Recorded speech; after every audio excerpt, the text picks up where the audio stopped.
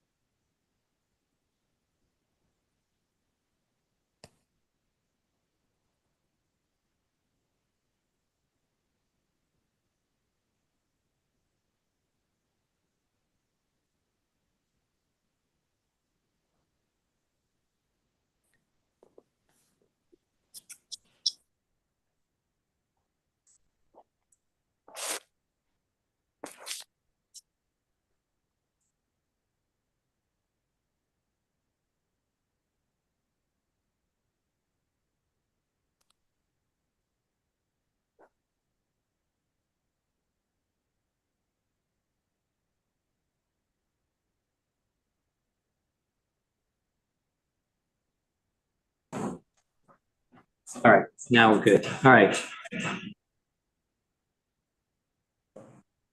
Oh, that was Tim leaving. So I hope everyone can hear me. We're just going to start out and Andy can hear. Commission members are on. I can see them. They look good. So let's move forward. Hello, this is Chuck Teroni, Reading Conservation Administrator, pursuant to legislation superseding certain provisions of the open meeting law. General Law, Chapter 30A, Section 20, relating to the COVID-19 emergency, the January 10th, 2024 public meeting of the Reading Conservation Commission shall be hybrid, online, through Zoom, and in person. And please note that tonight's meeting is being recorded. And also note that all the materials for tonight's meeting are available at the following link, which I will provide in the chat. Martha Moore, the Conservation Conservation Chair, will facilitate this meeting. Please note that there will be a public comment period after each hearing. Each vote taken tonight at this meeting will be conducted by roll call vote. We'll begin with roll call attendance. Martha, can you please take that attendance and review tonight's agenda? Okay. I will. It also looked like somebody had a hand raised on Zoom. Yep. Okay. We'll Move move along. Yeah. Yeah. Okay. I'm calling this meeting to order at 7:07. And let's make sure everybody in the commission that's on Zoom can hear. Please answer when I call your name. Andrew. Andrew Driven, member present. Bill McCants. Bill McCants, member present. Walter Talbot.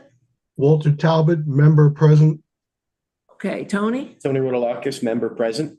Brian. Brian Bowe, vice chair, present. And Martha Moore, chair, present. That's the order in which we will do our voting tonight. And we have a bunch of hearings tonight. Zero Small Lane has already been continued to January 24th, or do we need to vote on that? No, we'll need to vote on that tonight. Okay. And then we have 413 Main Street, which is the McDonald's property, 87 Walker's Brook Drive, 41 Winter Street, 0 Annette Lane, 252 to 262 Main Street, and 71 Tennyson. And we have a new hearing, last but not least, is 246 to 248 Walnut Street. We also will finally get to vote on the Meadowbrook access easement arrangement and some old new business.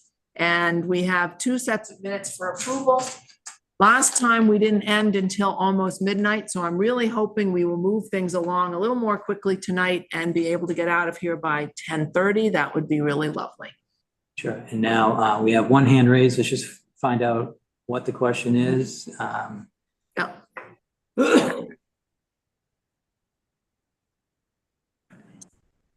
Somebody has their hand raised. If you could just tell us what your question is, and we would normally take questions at the point in the meeting when we're discussing particular hearings, applicants. Donald Silva, what are you trying to ask?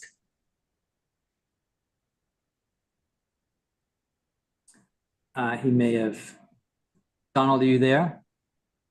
Are you listening? I'm just going to lower his hand. Yeah, and we'll move on and he can try again when it's appropriate. Yeah. Okay, the first one is 0 Small Lane. They've asked to be continued to January 24th. Can I have a motion to that effect? This is Brian, make a motion to continue 0 Small Lane to January 24th. Do we have a second? Tony seconds it.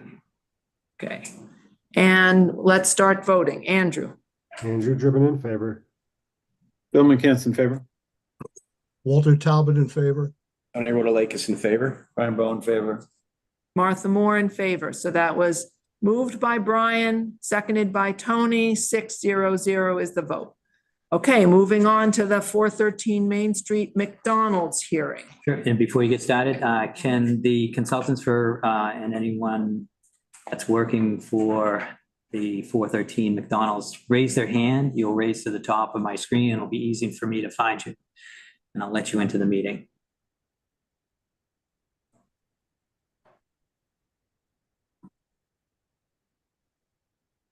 Anyone here for 413 Main Street McDonald's? Raise your hand. Right, Dan Allen's here. And I'll read the blurb while you're getting them in. Sure thing. Continue the public hearing on a notice of intent filed by McDonald's USA LLC pursuant to Massachusetts General Law, Chapter 131, Section 40, the Wetlands Protection Act, and/or the Reading Wetland Protection Bylaw, Section 7.1. The applicant proposes to raise and rebuild the existing McDonald's restaurant and site with new plus or minus 3,970 square foot building with a side-by-side drive-through and other associated improvements. Right. Portions of the work are You within didn't the go inside, buffer did you? zone to a bordering Oh, vegetated did wetland. you hear they postponed it to the 24th? The application and plans can be viewed during regular business hours at the Town Hall Conservation Office, 16 Lowell Street, Reading, Mass. 01867, and on the Conservation Division page under Project by Year, Assessors Map 17, Lot 64 and 85, file number 270-0774. Okay, it was 0 Small Lane we postponed to the 24th. We've now moved on to 413 Main Street. Okay, So Dan Allen's here, and hey Dan, do you just want to state your name and start with the update from the last meeting? And I guess you could add anything that came from the CPDC meeting as deliverables for the project. Dan Allen here with Bowler as the civil engineer on the project. Again, this is our third time with you here before you guys, and I know coming out of our second meeting, you guys had a few comments and just looking for some additional information, which the first item I believe was just relative to the snow removal on site, which we've added the language into the O&M plan for snow to be removed off-site should it reach capacity. So that was added in and we resubmitted that plan. The second item was relative to the lighting, and I'll share my screen here to kind of show you some of the changes we had made. So on the lighting plan, I know it was requested to see if we could provide a warmer light with a higher wavelength above 560 nanometers. And we were able to do that on all our proposed lot light fixtures. So these are all amber lights now for the lot lights, which are more warmer and more eco-friendly, as was requested by the commission. We also were able to lower these two lights at the rear, kind of circled in red here, from 21 to 12 feet. And then that, along with modeling of the wall, it kind of shows that we are no longer providing spillage over onto this abutting property and into that head wall where the resource area lies. So that's just kind of modeling that for you guys there. And I know those were the two kind of big comments coming out of that. Relative to the building lighting, the lighting designer and vendor, they don't have any models or fixtures that can provide just over 560 nanometers. We have adjusted the temperature to a lower temperature from 5,000 to 3,000 Kelvin, which reduces the amount of light below 560. So they did improve it as much as they could, but really the building lighting, the type of light, the white LED is kind of the prototypical standard for really security and safety around the building. But we've done our best to kind of bring that close to what you guys were looking for. So I think those were just really the site changes that came up from the commission. Relative to the CPDC, we were approved on Monday for the project. The only notable item coming out of that was they had just made a comment relative to some zoning compliance with our pull forward window at the front of the building. So we've resubmitted an application to the zoning board. We'll be going back before them again for just approval of this window at the front here. So any kind of impact to that decision is really not going to change anything to the site. It's really just going to be limited whether that window gets constructed or not. Some other changes really from the CPDC was we added some additional plantings along the frontage where we had more grass proposed before. We kind of extended the landscaping here. And I think that's really generally all the changes really coming out of that meeting.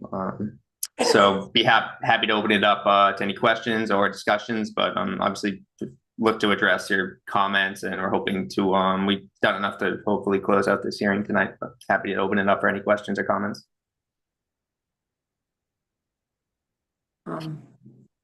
Chuck, you had a question about rodent control?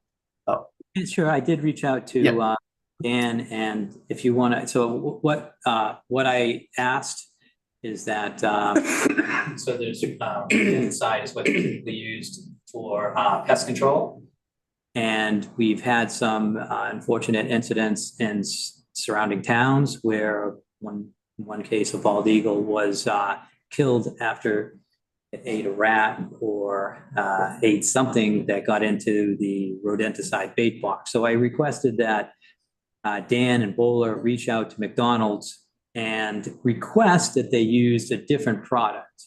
I know there's a product called ContraPest, and what that does, it's more of a rodent, just to keep it simple, I'm going to tell you it's rodent birth control. So instead of killing that rodent, it will just prevent that cycle from happening, that life cycle from happening. And, over time, it reduces the population. And I felt like this was a good area to do that because it's pretty close to Pinevale Conservation Area. So I did reach out to Dan, but I'll let you answer because I think Dan did get an answer back from McDonald's. Yep. So we reached out to McDonald's. They reached out to their rodent control company, and they gave the feedback. Kind of as Chuck said, that really doesn't eliminate the rats, just kind of doesn't allow them to reproduce, and over time just reduces the population. So it really isn't as effective for the commercial use. And given that the company also mentioned that product freezes during the winter, where it's not effective at all until it really thaws out there.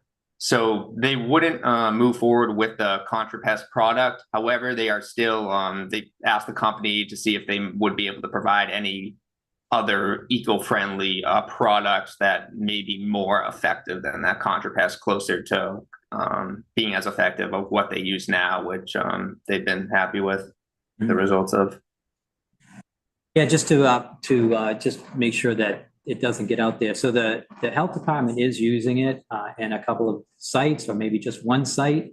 And from what I heard is it will gelatinize, but it doesn't absolutely freeze. And when it comes back, when it thaws out, it's still effective. It doesn't separate in any form. So, I understand that it's new and that I thought I'd ask that question, and I'm glad McDonald's is looking into other products that may help out the situation.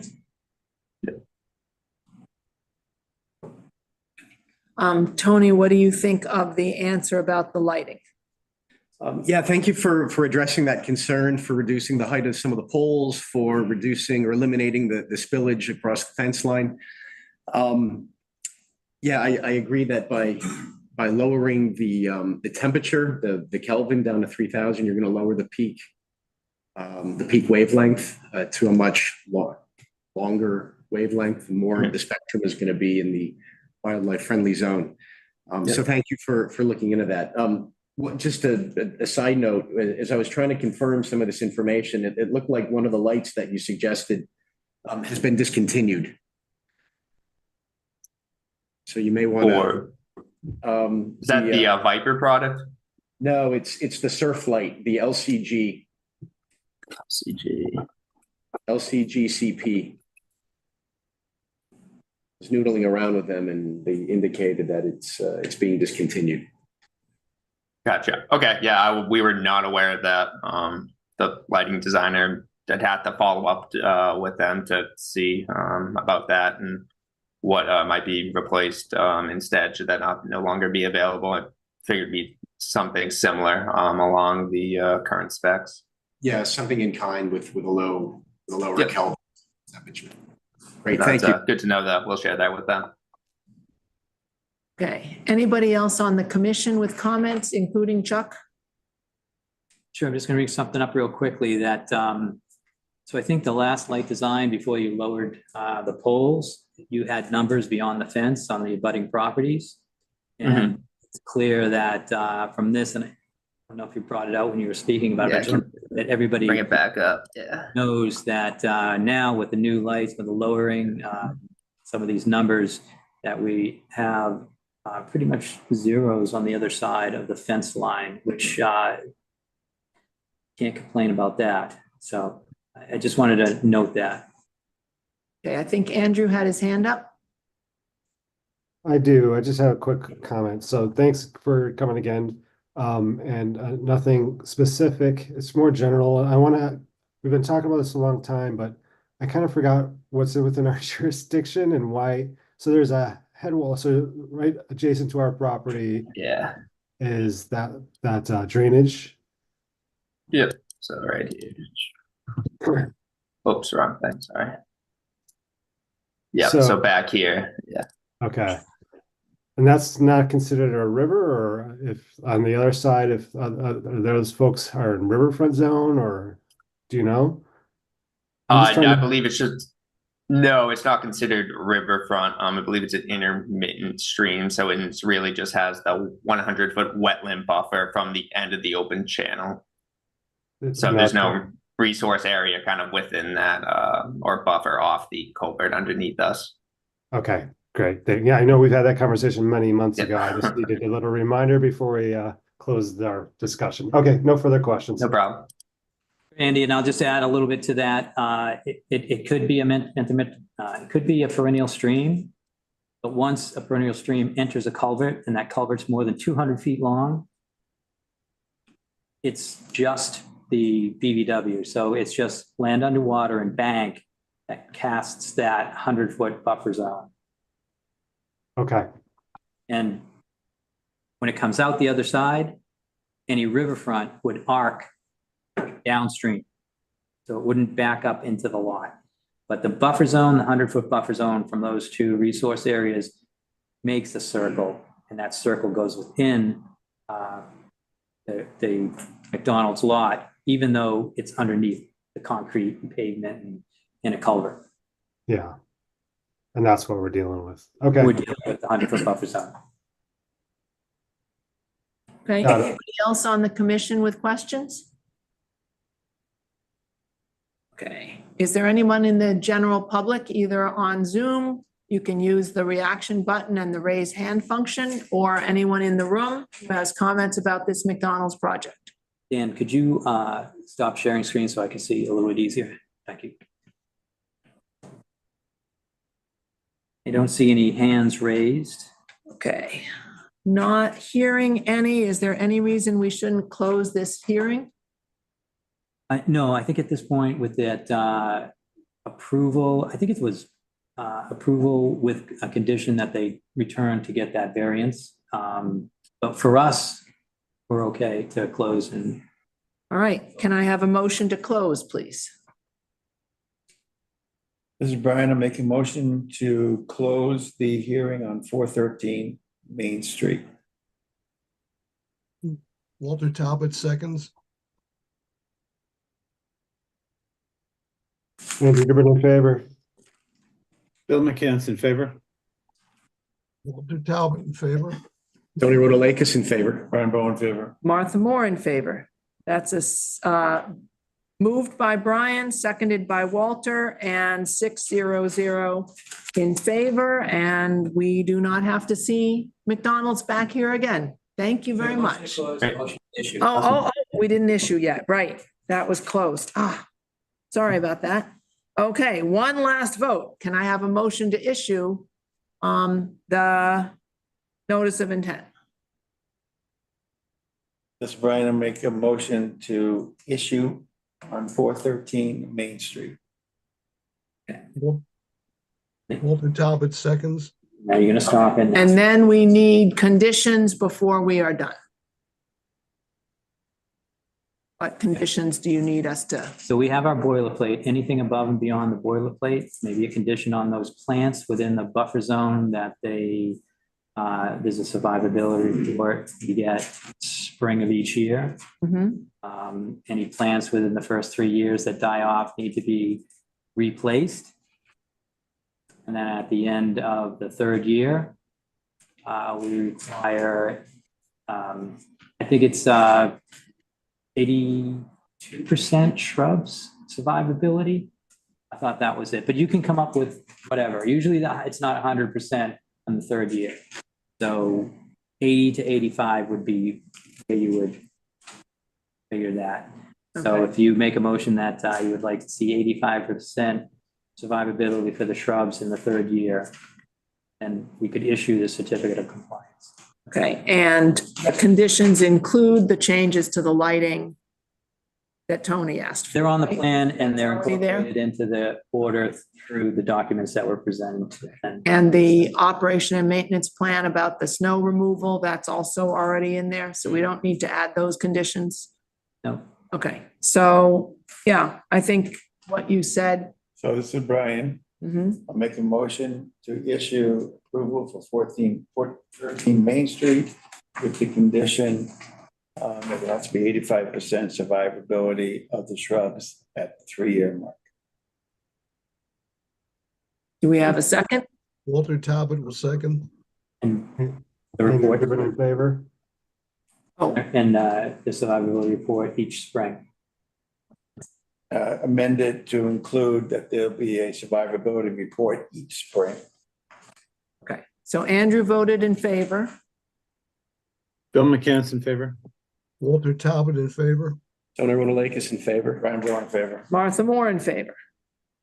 Okay, and that was Brian made the motion, Walter seconded, and then we voted 600. Yeah. Now we're done. Okay. So, All right, thank you, Dan. thank All you. right, thank you guys. Appreciate it. Have a All good right. night. Bye. Our next hearing is 87 Walker's Brook Drive. While Chuck sets people up on Zoom, I'll read the blurb. Continue the public hearing on a notice of intent filed by William Camuso, Lee Enterprise LTD pursuant to Massachusetts General Law, Chapter 131, Section 40, the Wetlands Protection Act and/or the Reading Wetland Protection Bylaw, Section 7.1, The applicant proposes to replace fuel dispensers and associated piping. The protective mat located above the existing 4 underground storage tanks and concrete mat associated with the fuel canopy will also be replaced. All of the work is within the 100-foot buffer zone to a bordering vegetated wetland. The application and plans can be viewed during regular business hours at the Town Hall Conservation Office, 16 Lowell Street, Reading, Mass., and on the Conservation Division page under the project by year. Assessor's map 13, lot 3, DEP file number 270-0777. Okay, are we, Jim's here. Okay. All right.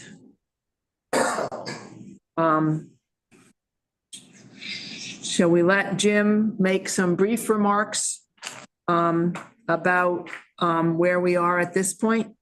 Sure. Thank you. For the record, Jim Bernardino with CMG Engineering, representing the applicant Lee Enterprises for the notice of intent to, as you described, is going to be removing the concrete tank pad and the underground canopy mat to perform maintenance on the underground tanks, replacements of pumps, some sensors, things of that nature to assure long-term operation and environmental conditions are going to be met on the for the existing USTs. This is voluntary. There's no requirement at this point for the applicant to be doing this. He's doing this on his own accord, just to maintain state-of-the-art, monitoring and protections for his station. We did talk briefly and had discussed this matter with the commission in early December. After that meeting, we were tasked to do a little bit of homework, chasing down some of the historic conditions and permitting that may or may not have happened in the past regarding the drainage along the primary access drive within the DOT right-of-way. Since then, Chuck Tirone, Mr. Tirone was able to contact and actually obtain the old permit for the installation of some drainage systems, as well as that curb break along with the stabilization there. And I'll share my screen just to show that to the commission. So we'll share screen. Share. So this was the plan that was prepared by AUB Engineering back in 2007, which was an approval by the DOT. The approval was forwarded to Mr. Tirone and myself, I believe, at the beginning of last week, just after the holiday. That permit specifically outlines the approval of the installation of a canopy drain going into that front swale, as well as the protection riprap for where that curb break is, to provide erosion protection from the runoff from there. Just as a reminder, this site was constructed in 1970. The culvert, the drainage configuration, and the driveway configuration hasn't changed since 1970, which predates the Wetlands Protection Act. However, as part of the update to installing a canopy back in 2007, there was a notice of intent and order of conditions issued, which is referenced in the DOT application, the DOT permit. I've conducted online research and spoke with Chuck as well to provide research and through his files. Unfortunately, we were not able to put our hands on the order of conditions that was referenced in the DOT permit. But, based on the research, it does appear that, this condition has been in existence since 1970, 2007. This permit was issued to allow for the installation and riprap protection for this area where it leaks off. There was actually a detail, we show that there was erosion in the past. So back in the day, about 17 years ago, 2007, this was repaired. As the commission may remember, there's maybe some makeshift block that was there. That was, the owner's, layman's attempt to establish slope stabilization, but that was just maintenance to try to maintain the existing conditions that were approved in 2017. Now, with that, the part of our mitigation measures that we proposed during the last hearing includes the reestablishment of slope stabilization and riprap of the various swales that are going into that drainage ditch across the front of the property. So we do believe that those mitigation measures, as well as some of the others that were outlined previously, are really commensurate of the scope of work that's being proposed.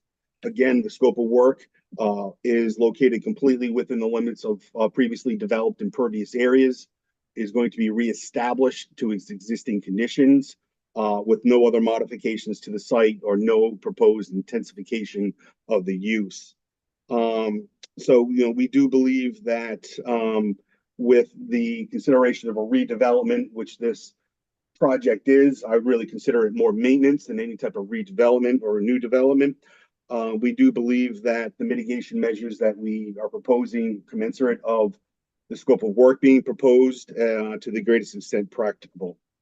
And lastly, let's see, I'm just trying to stop sharing for a moment. And lastly, Chuck did forward earlier this week the proposal for a peer review to review some of the DOT historic permits. In taking a look at that, the applicant feels that, we provided the commission with quite a bit of information on the history of the project, as well as the proposed development and mitigation measures.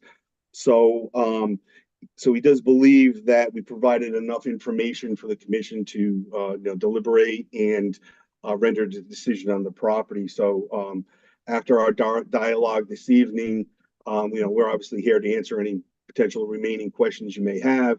But after the meeting this evening, we would request the commission to close the hearing and render a decision.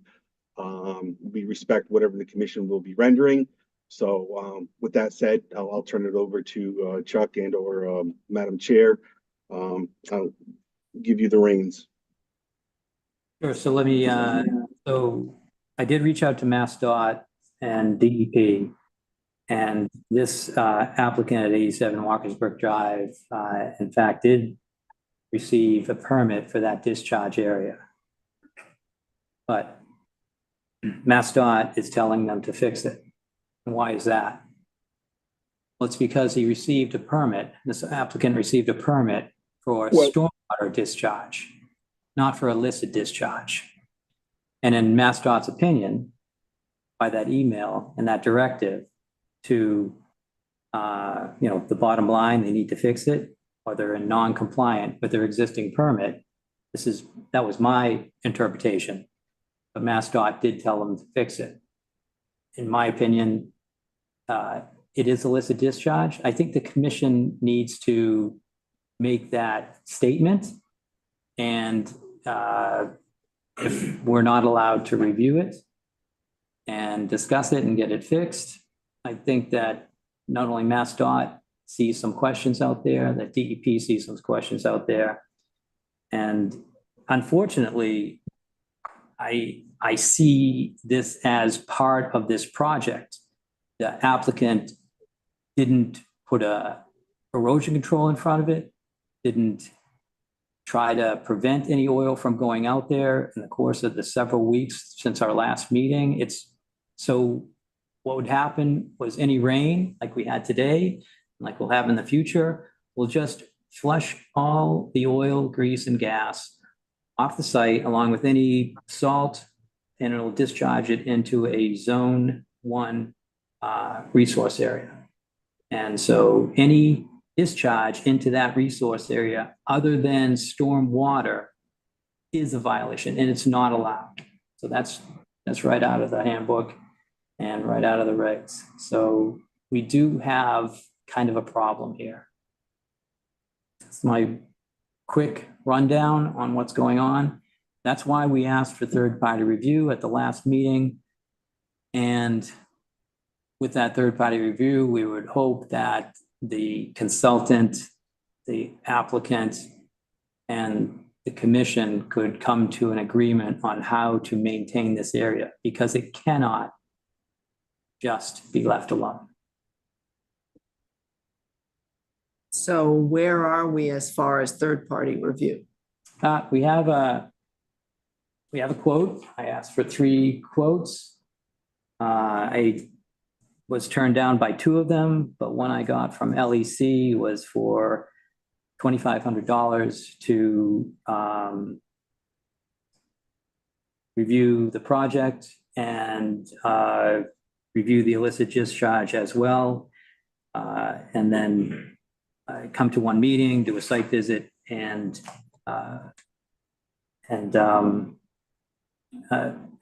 prepare a supplemental document that lays out steps.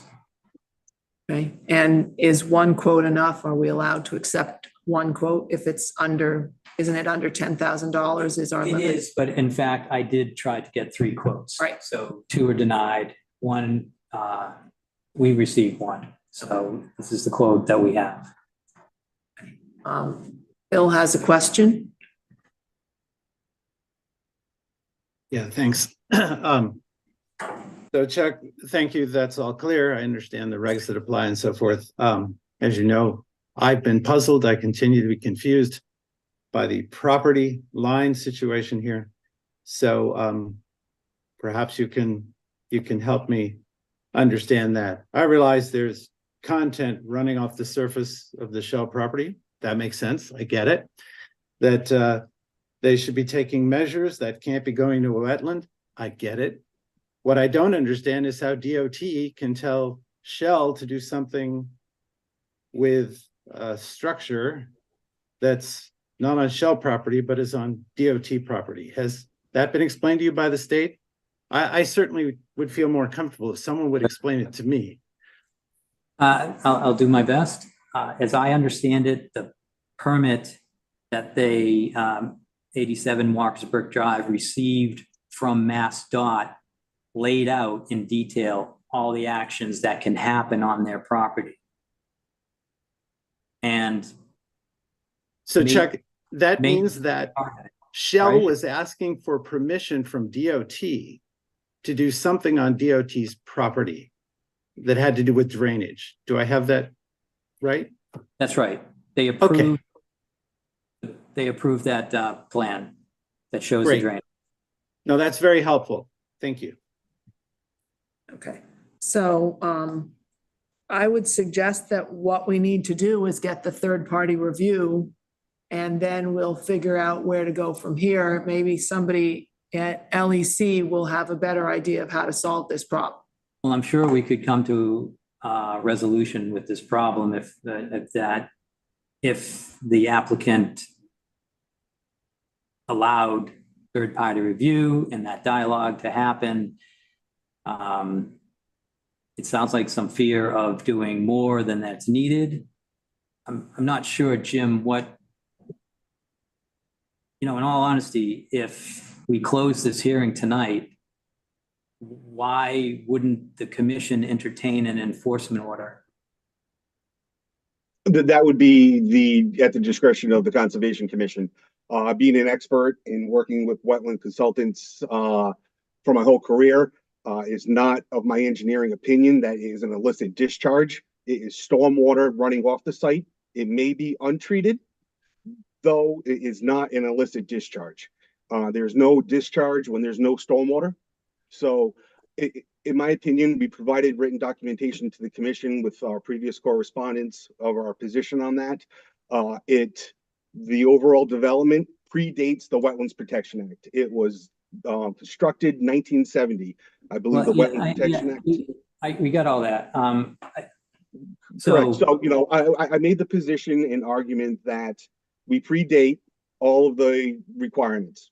We subsequently went and received an order of condition to allow for the drainage improvements that were in 2007. there was no illicit discharge in 2007. However, there's one today. There's no difference of conditions from 2007 to today. Obviously, we do understand the concerns and considerations. We did take a look at what could potentially be done or not done. Unfortunately, this is a maintenance project and a voluntary maintenance project. And in order to make it viable, we were proposing something that's commensurate of what we're trying to get accomplished here, to the greatest extent practicable. We outlined all of those terminology and the like in our documentation to the commission.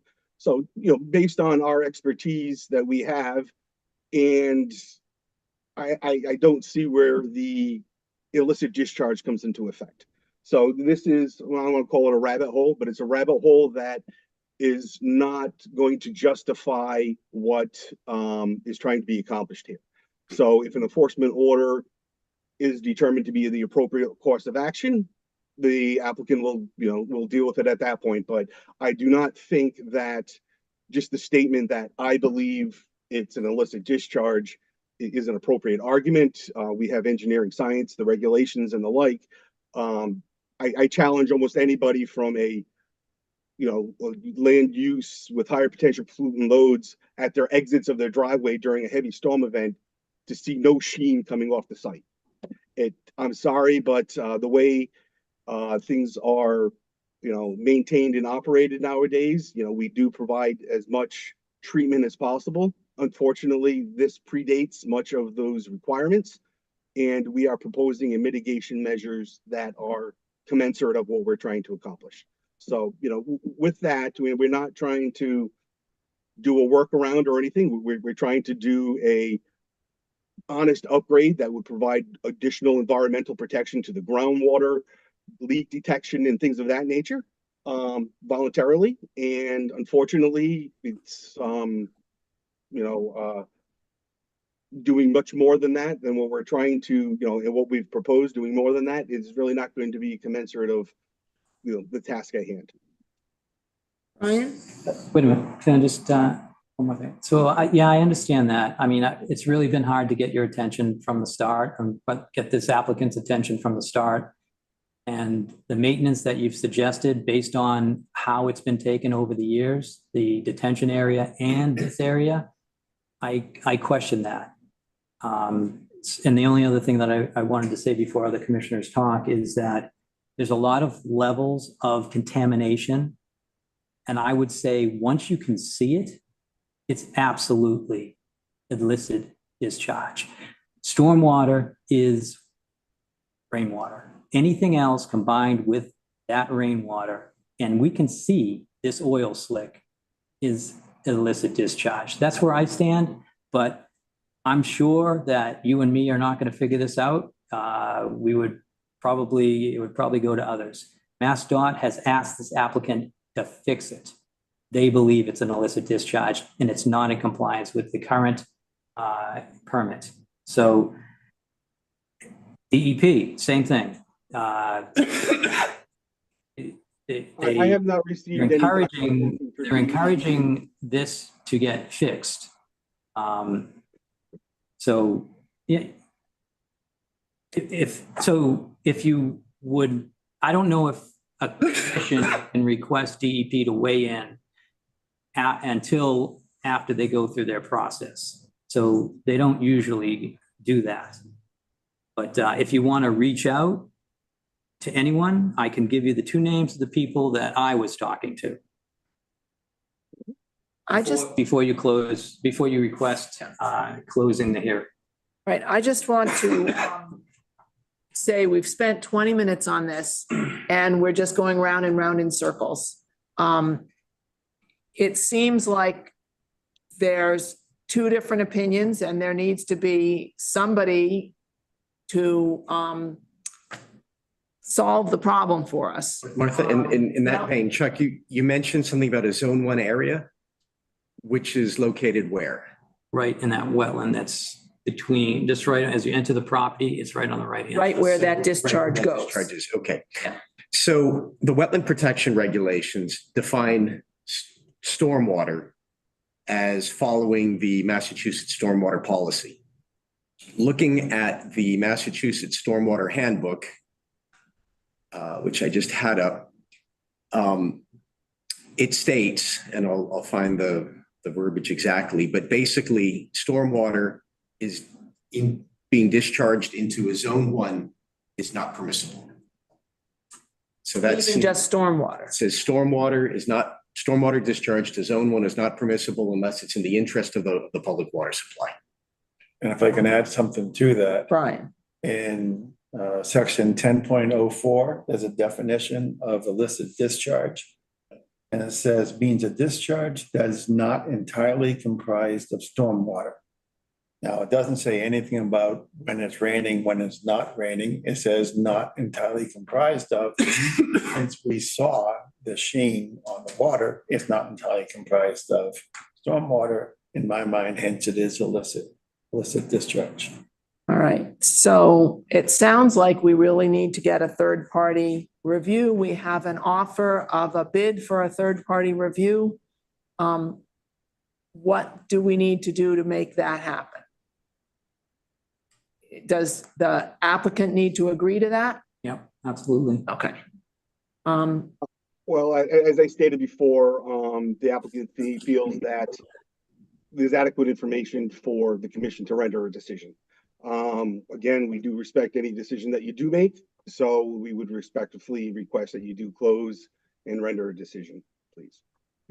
Okay, I think you are getting the sense that our decision is not going to be to allow you to move forward with this project until that Understood. stormwater discharge is solved.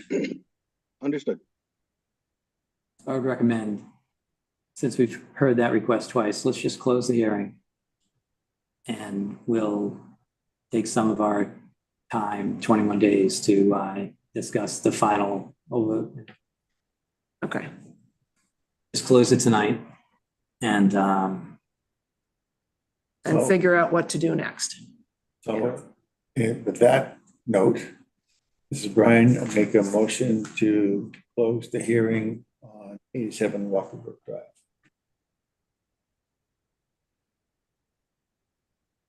Do we have a second? Talbot, seconds.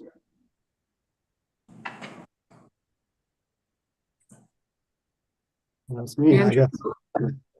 I'm in favor of closing the public hearing, yes. Bill McKenna in favor? Walter Talbot in favor. Tony Rotalakis in favor. I'm in favor. Martha Moore in favor. So Brian moved, Walter seconded, and 6-0-0, we've closed the hearing. Now we need a motion. no, No? we'll pick that up at the next meeting. Okay, so we're just closing. We're not doing anything else tonight. Yeah, so when we Okay. close the hearing. We'll take no more input from the applicant, from the public, from anyone, but we can discuss it amongst ourselves. And so it gives the commission 2 weeks to review the material again, to ponder over all this information, and to come back and make a decision whether they want to approve or deny this project. Okay, so that puts it on our 2 weeks from. Andy has his hand up. Andrew? Yeah, I just have, this, said it has to go to this, but, so this is an enforcement issue, as Chuck mentioned, and I agree that this is not just simple stormwater discharge. There's extra oils and things that are going into that drain. But that's an enforcement issue. So is there a way that you approve the project? Because I think they're just genuinely trying to do good for their business, but we also slap an enforcement order on them. I don't know what that means in terms of how they would move forward with their project, but there are two separate issues that we're talking about. Unfortunately, they're conflicting with each other. So I'm just wondering how we move forward with that. Well, I think that's why we're going to take 2 weeks to kind of come up with all these questions, but that's a good one. If there's any other ones we need to look into, please state them now amongst the commission. Bill? Yeah, so far as I can tell, this this would be under state law. So if we vote to deny, then the applicant can exercise their appeal rights within the time period and go to Mass DEP. Unless I'm missing something, that's another option they have. That's my comment. Okay.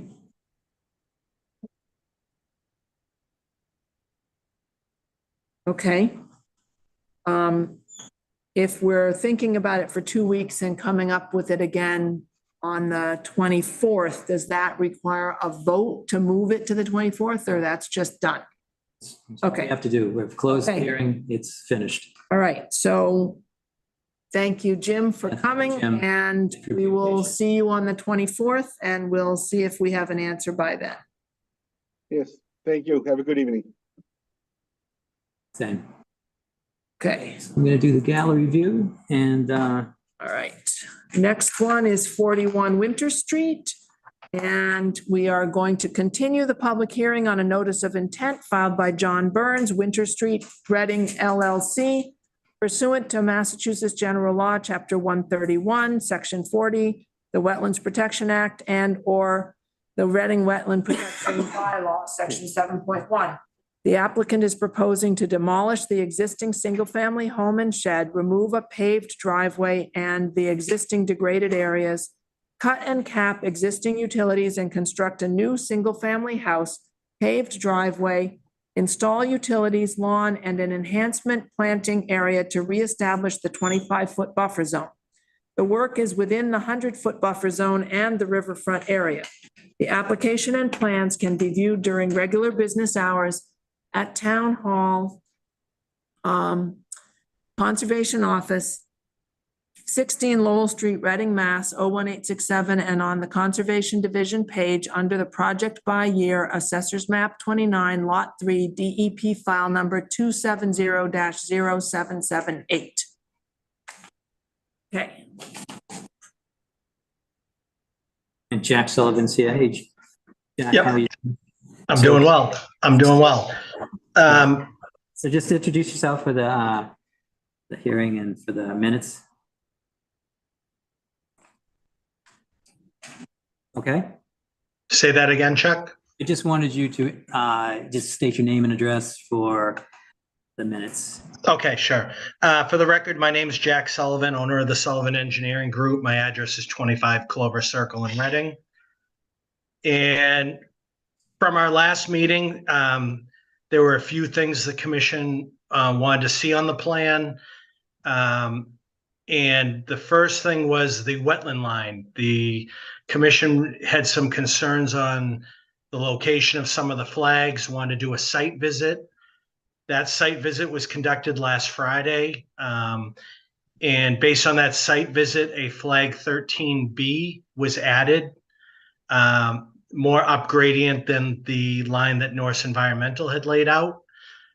So I did make that adjustment, added flag 13B. I adjusted the 25, 35, and 100-foot BVW buffer zones based on that new flag location. So that's been changed. Another change was previously we had about 3,000 square feet of lawn area to be reestablished for the 25-foot BVW to the wetland line. And we were going to let the rest of the site just grow back naturally. The commission asked if that the entire grass area, even within the wetland line up to the tree line, be restored, planted, and a wetland mix be provided. So I did spread out the plantings. I put in additional plantings as well. I added 6 red maples to our planting inventory on top of the other trees and shrubs that we would be planting. And there'd be a wetland seed mix planted. And I did provide in the upper left corner of the plan, a wetland restoration and 25-foot buffer zone improvement note on how this will be done, that 6 inches of soil will be removed, 6 inches of loam will be placed. The wetland seed mix should be installed and all the plantings should be put in according to the plan. I'm also showing a secondary erosion control barrier to be installed prior to any of that restoration work being done. Another thing that was brought up is the drainage. Since we were removing so much impervious area, over 4,000 square feet, as compared to existing conditions, I didn't feel drainage was needed for this project, but the commission felt they'd like to see drainage due to the size of the house. So I'm proposing 2,000-gallon precast concrete dry wells, one in the front yard to capture the front roof runoff for the house, and one in the rear yard. So the entire house is shown now to be hard piped via gutters to the two dry wells.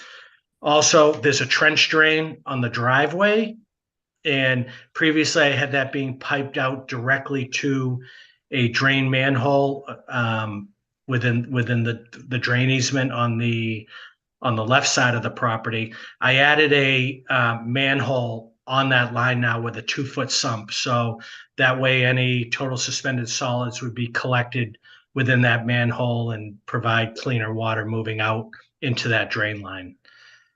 So I think I covered all the requests of the commission, and I'll turn it back to the commission for any questions they might have.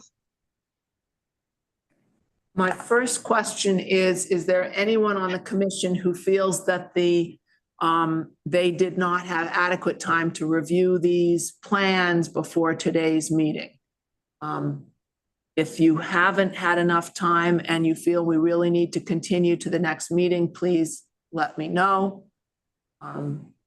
Maybe Jack, you can stop sharing for just a minute so I can see if anybody's hands are up. That's me and Chuck. Oh, that's Chuck. All right.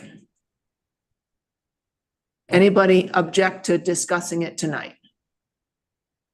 Okay, looks like we're good. Okay, so anyone on the commission with questions or comments about the changes resulting from the new wetland flag and or any of the changes that were made on the plans because of our comments last time?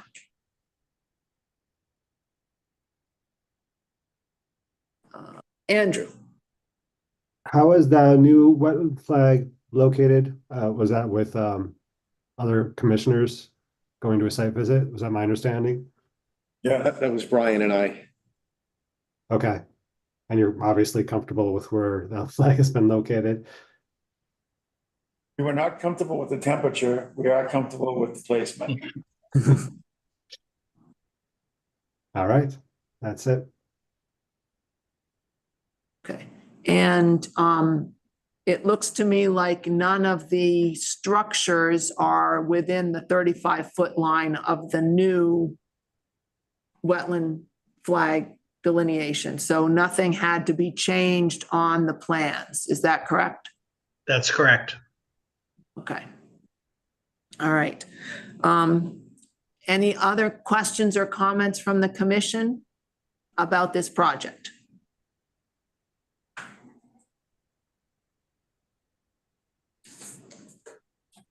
Are we ready to close? Chuck, did you have any questions or comments? Oh, and we need to ask for general public. Oh, Walter has a question. Actually, my question is for the rest of us, and that is, pardon me being the freshman, is loam considered an appropriate material for mitigation? What's the question? Is loam considered appropriate material for mitigation? Or restoration for that matter? Jack, can you put or Chuck, can you put the plan up again and we can see the area that we're talking about? Is it at the top edge of the plan there or where? Wasn't it all that, where all the material, all the plantings are going to be? I think I heard that. That's correct. Yep, where all the plantings are going to be. It is hatched. It's a little hard to see on the screen there, but it's basically the area from the 25-foot BVW line back to the tree line, so it extends into the wetland area. Currently, that's all lawn. It's all a lawn area. And my idea was we'd strip 6 inches of material out put 6 inches of topsoil, which I call loam, in. So we're not going to change the grade at all, but we'd be putting in a good 6 inches that can establish the wetland seed mix and establish the plants. It's a good thick topsoil layer for growth. Okay, so that's the reason why you're taking out the existing soil and vegetation, is to make it more appropriate for planting the new plants? Correct. Red maples and the shrubs and everything? Correct. Because I don't know the depth of topsoil out there, and it's all grass now. There's no vegetation at all. It's just all grass.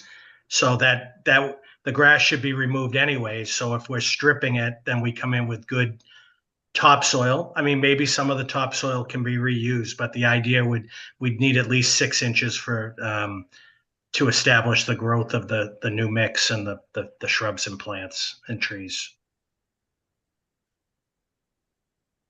Anybody on the commission or Chuck feel like this is the way to go? I wish Carl was here.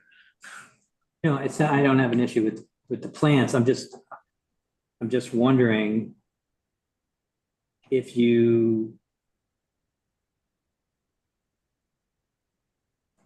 So is that the 5,770 square foot alteration area in the riverfront, Jack, that you have on the notice of intent? Have you addressed this disturbance in the notice of intent? No. Okay.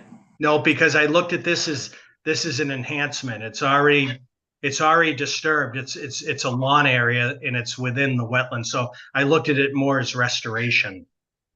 What are you going to put on the loam? Are you going to seed that? Yeah, with the wetland seed mix.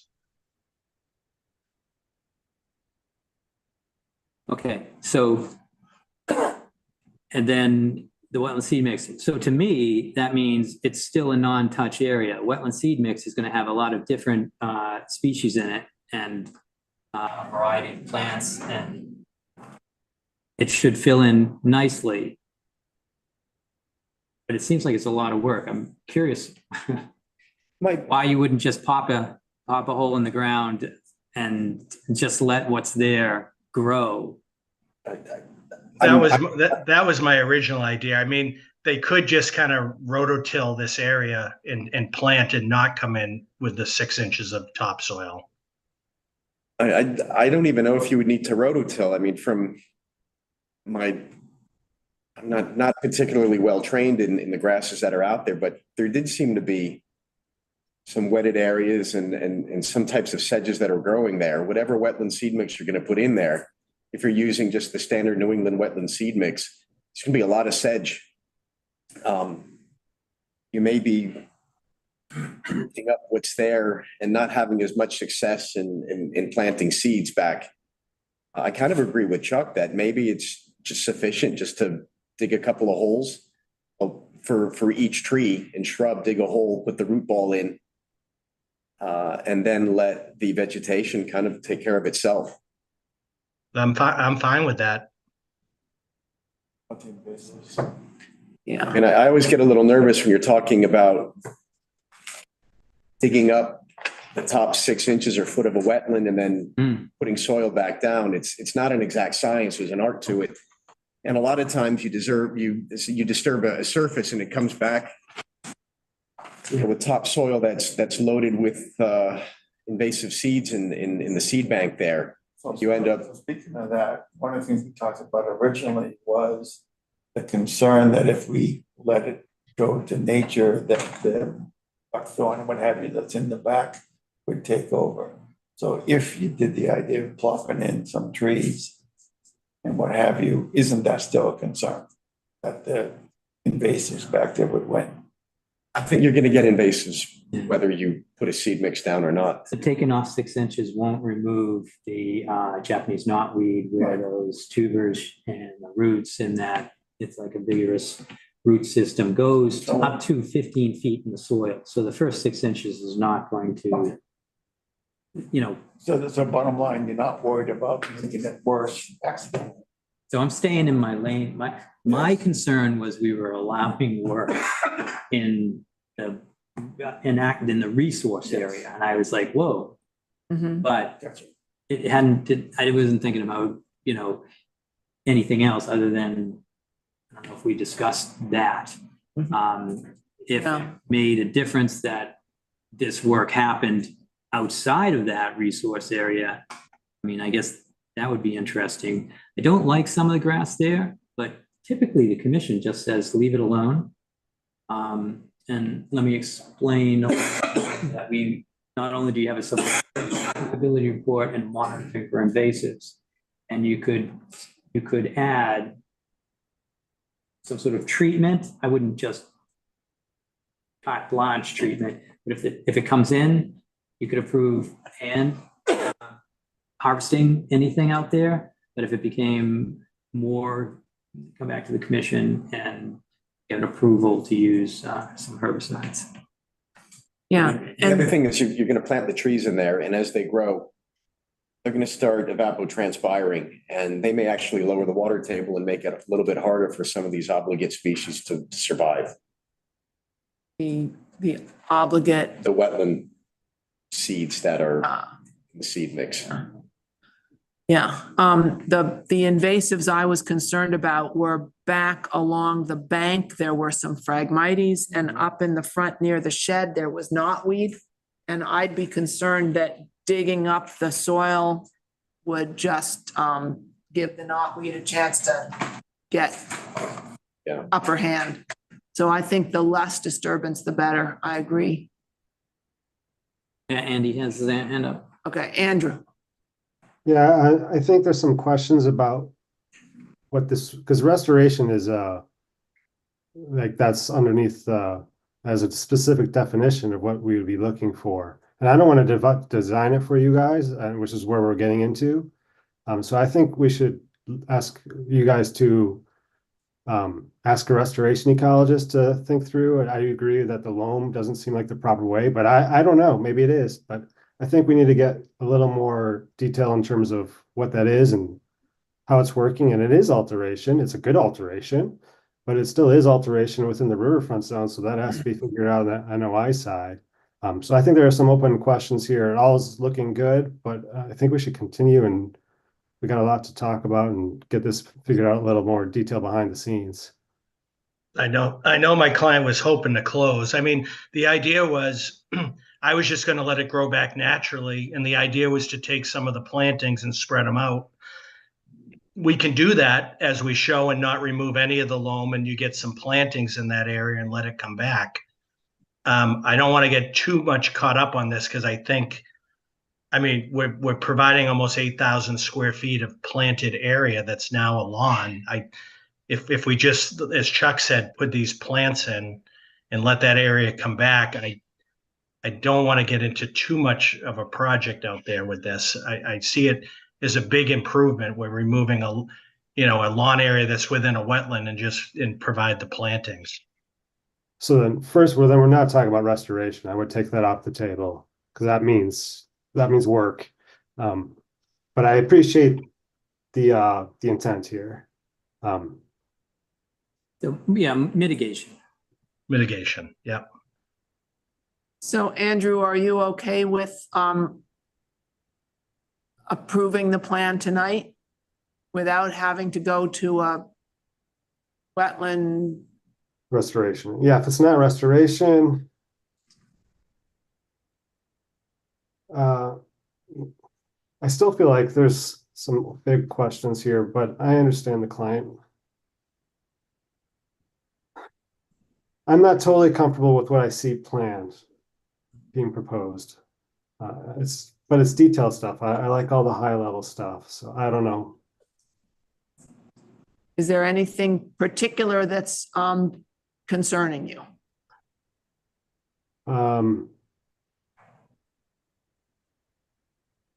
Doing too much, adding topsoil, taking topsoil off, the plants, I guess. Yeah, I think it's just the amount of work that's going to be happening here is my big concern. Andy, I think we're taking off the table the idea of stripping and then bringing in more loam. We're back to the original idea of moving the plantings. I know, but I feel like we're designing it and I don't like designing it on the fly like this.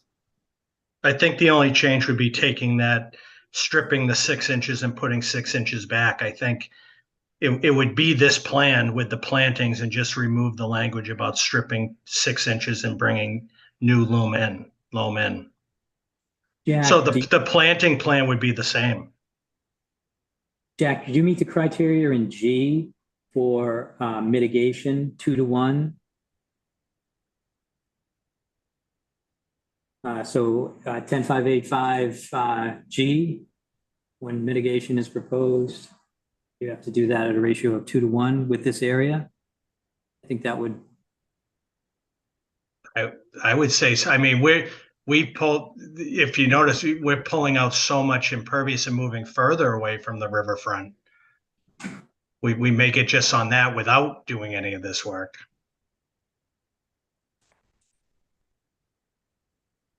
So, I understand that any of that gravel, not gravel, but any of the impervious surface that's being removed and turned back into lawn, even lawn would be considered mitigation, I believe. Right. But this area certainly would be mitigation, and if it meets that 2-to-1 threshold, it seems to me that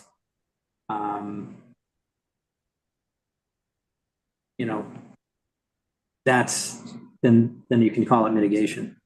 That's where I'm going. It doesn't have to be restoration. I'd call it mitigation. I think restoration's taking a whole different tone on this. I think it's more mitigation. Well, I'll tell you, I am doing that on the fly. So I'm going with what you said, that yes, you meet that criteria. Okay. Yes. Okay, I haven't asked for any comments from the general public. So if there's anyone in the Zoom audience, you can hit the reaction button at the bottom of your screen and the raise hand function within there. Is there anybody in the room here tonight that has questions or comments on this 41 Winter Street project? Not seeing any. Okay, where do we go from here? So Andy's got his hand up again. Andrew? Yeah, Chai, I was asking for these numbers last time, and this is what Chuck was getting at with this mitigation. So because it's still unclear to me as well. There's 33,000 square feet of riverfront on this site. And almost all of it's been altered currently, right? I mean, you didn't say that, but that's currently the case. But now you're going in and some of it was even impervious, or was pervious rather, and you're removing about 4,000 square feet of pervious. And you're also going in and mitigating 8,000 square feet of that altered riverfront, which was currently lawn, and Right. making it natural. So I mean, to me, it's just the numbers still aren't quite what I think the regulations are looking for. They're all great. You're doing good things. But it's not just the impervious. There's altered land, and you're proposing to alter the mitigation is also altering the land. We can't pretend like it's not. But it's so some of the numbers still just don't make sense to me, but it doesn't really affect the project. So I don't know how much we need to sit on it. Right. I mean, the alternative was you just leave all that area lawn within the, and that's the intent was like, we offered some plantings. I was just going to let that whole wetland area regrow as it naturally would. And then they said, why don't we move some plants out there and scatter them in on the lawn? I only see adding the plantings as a benefit. I don't think I'm altering that area at all. by adding plantings to a lawn, I think that's a positive, but Yeah. I'll leave it up to the altering commission. Altering doesn't necessarily mean bad. It just means doing something to it. I think from my point of view, more so than the plantings, I would like to see a condition of, in that area where we're mitigating, that we have some sort of plan for the next 3 or 5 years. Probably 3 is more reasonable for any invasive plants, to try to control that. That's almost more important than us putting a lot of money into new plantings. That's how I feel about that. Andrew, this is Tony. Would it make you feel more comfortable knowing that plantings of native species of trees, shrubs, or ground cover are considered minor activities under the Wetlands Protection Act? Yeah, I mean, that's lingo. It's fine. It's not a big thing, but it is altering it. But I don't want to dwell on that. Andrew's suggestion of monitoring and controlling invasives for the 3 years while we're also making sure we have survivability of the other plants. Yeah, I like that. I wrote that down. Yeah. So, I think we've been going round and round on this. Yeah. If we make those conditions, Bill's hands up. Bill's hand is up. Yeah, I just wanted to say to Jack, I personally am fine with the numbers. This is consistent with my understanding of the additional steps the applicant would take. I believe they have been taken here. I certainly agree with colleagues about the loam switch out and so forth. As Brian said, I think that's behind us. I just wanted to provide an alternative point of view. I rather, instead of being concerned, I'm actually pleased with where we landed. That's what I wanted to say. Thank you. All right. I think we could have a motion to close the hearing and then vote on this. Do you have any more concerns, Chuck? So, yeah, you can take a motion and you can. And we can and you discuss find out it on the commission? Another motion, and then what that would be. Okay, So Brian, I make a motion to close the hearing on 41 Winter. Walter Talbot seconds. Andrew Dribbin in favor? Bill McCants in favor? Walter Talbot in favor. Somebody wrote a Lakis in favor. Brian Bowe in favor. Martha Moore in favor. So Brian moved, Walter seconded to close the meeting. We voted in favor 6-0-0. Okay, discussion on the commission. We have 3-year survivability report. And I assumed we would just do the 85% again on the 3rd year. Any plants need to be replaced. What ends up happening, if you're replacing plants in the 3rd year, we're waiting again. So sometimes applicants wait till the end. Sometimes they replace them, try to get up on top of that before it turns into 6 years. And then we have 3 years of 3 years of invasive plant monitoring and treating. So simple treating as in pruning, but not anything more extensive like application of herbicides. Get that all written down. And pruning, and then come back to the commission Yes. if you would like to treat property. Sure. That's what I have, just those two. So are there any other commissions? Do we need to add language about removing the topsoil stripping? I think Not to do that? Not to do that? Is it shown on the plan? Somehow that plan is gonna have to get revised. so, Jack, we're asking you not to strip the topsoil and bring in more loam, just plant Right. where you I'll strike that from the plan and provide Chuck 2 new copies tomorrow. And we need an explicit condition for the removal of all that debris, sorry. Yeah. Yeah, we saw a lot of trash of one kind or another that that specifically needs to be removed. Yeah, talked about that in the first time. Yeah. Jack agreed. Okay. Yep, my client will do that. So just entertain this question. Where does the stripping of topsoil stop? Is that the 25-foot line? So they I thought they can, just said that they're not gonna. well, they're going to be doing, they're going to be stripping topsoil within our jurisdiction. You Okay. can't just say no stripping. Within the limits of the planting plan. Within the limit, so it looks like that's on the 25-foot line. That's what it looks like. Sure. Okay. I'm good with that. Walter and Andrew and Bill, you understand what we're saying is if they want to remove topsoil outside the 25-foot line, we're not That's, preventing that, but we're asking them not to dig up the topsoil inside the 25-foot line. Yeah, it's on the plan where it says wetland restoration. That just needs to be changed. Okay. As long as you're all hearing that and comfortable with that. Yep. Right. Okay, any other conditions we need to put in there?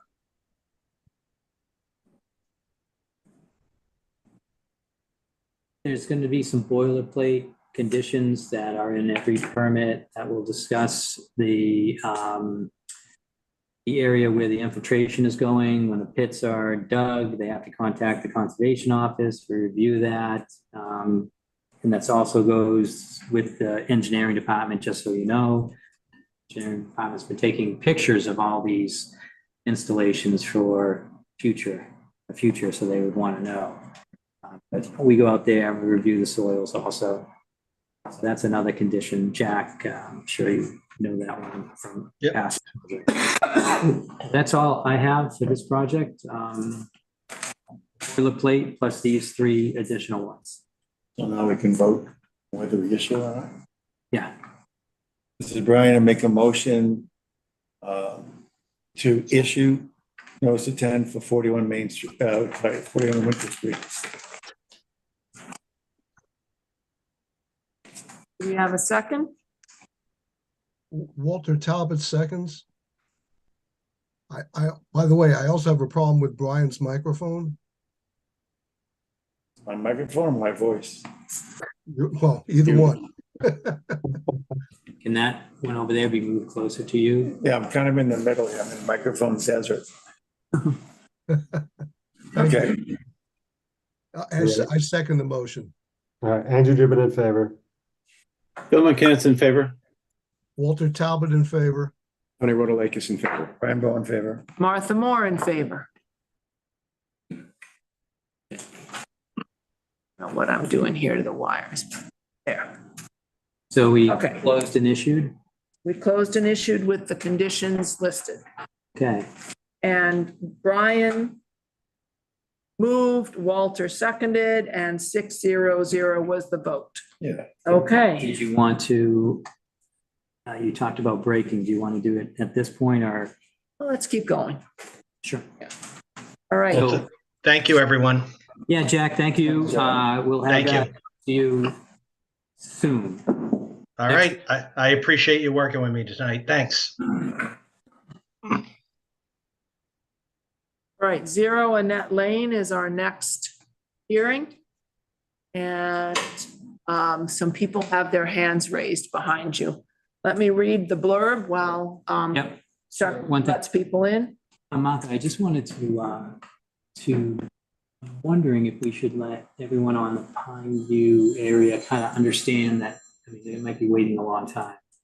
That we would only be discussing wildlife habitat and taking questions on that. And then no public comment would be part of this. Well, in the interest of time, push that on to the next one because we're getting third-party review for that project. Yeah. So you might want to make that announcement, or I can make it Okay. a little bit louder. Okay, sure.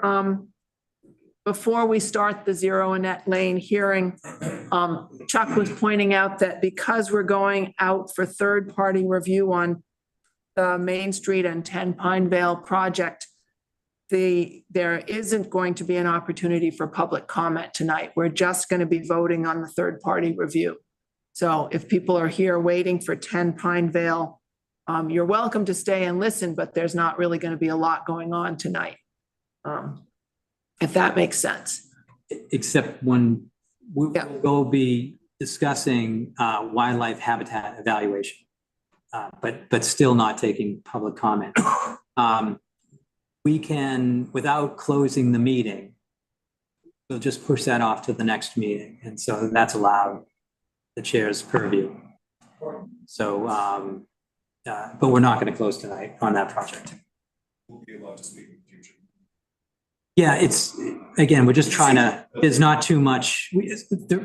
A better explanation would be, we wouldn't want you to say something that our consultant should hear.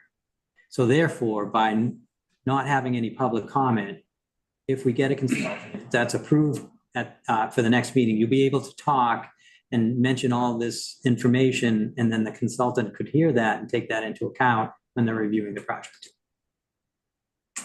That's why. Well, those are the concern, but. So basically saying right now. Well, Public comments on hold, and we have a kind of like almost a pinpoint of where we're going for tonight for that project. And so it's just going to be continued. Yeah. Okay. Sorry. Go ahead. Does that all make sense now? Yeah, I think it's procedural. So Right. It would hurt in the future. Okay. Yeah, and more important that, as he says, the reviewer hears your comments, not just tonight, because we want the third-party review person to be here when we continue, they're not here tonight. We haven't hired them yet. We have to hire the third-party review person. Okay. Okay, All right, here we go. so let me read the blurb. Sure. Continue the public hearing on a notice of intent filed by Peter Siebold pursuant to Massachusetts General Law, Chapter 131, Section 40, the Wetlands Protection Act, and or the Reading Wetland Protection Bylaw, Section 7.1. The applicant is proposing construction of a single-family dwelling with driveway and associated grading within the 100-foot buffer zone of bordering vegetated wetlands, and the installation of an elevated boardwalk between Annette Lane and Applegate Lane that will cross a BVW. The boardwalk will be constructed on helical piers and will have minimal wetland impact. The application and plans can be viewed during regular business hours at the Town Hall Conservation Office, 16 Lowell Street, Reading, Mass, and on the Conservation Division page under the project by year, Assessor's Map 38, Lot 139, DEP file number 270-0780. The applicant is here tonight. We'll hear from him, and then we'll also hear a report of the site visit that was made on December 18th, something like that. Okay. My name's Andrew Pandolf of Vineyard Engineering. I'd like to do the introductions to who we're here with tonight, and I'm actually going to kick it over to the wetland scientist to sort of start things off. But as I said, Andrew Pandolf, Vineyard Engineering, 17 Salem Street in Medford. I'm here tonight with the applicant, Peter Siebold. And joining us on Zoom is Joe Orzel of Lucas Environmental. They're the wetland scientists on the project, and Carlton Quinn of Somerville Engineering. They're the civil engineers on the project. So if I could, I'd like to toss it over to Joe to get things started. Yes, hello, this is Joe. Can everyone hear me okay? Yes. As was mentioned, we were before the commission on December 13th, at which time we presented the project and had some discussion. And then there was a commission site walk on December 18th. At the site walk, in addition to the commission members, Peter Siebold and Andrew Pandolf were both present, as was Matt Verrill of Lucas Environmental. My understanding is that at the site walk, there was further discussion on several items which had come up during the first hearing. And these were primarily questions that centered on site drainage and stormwater management,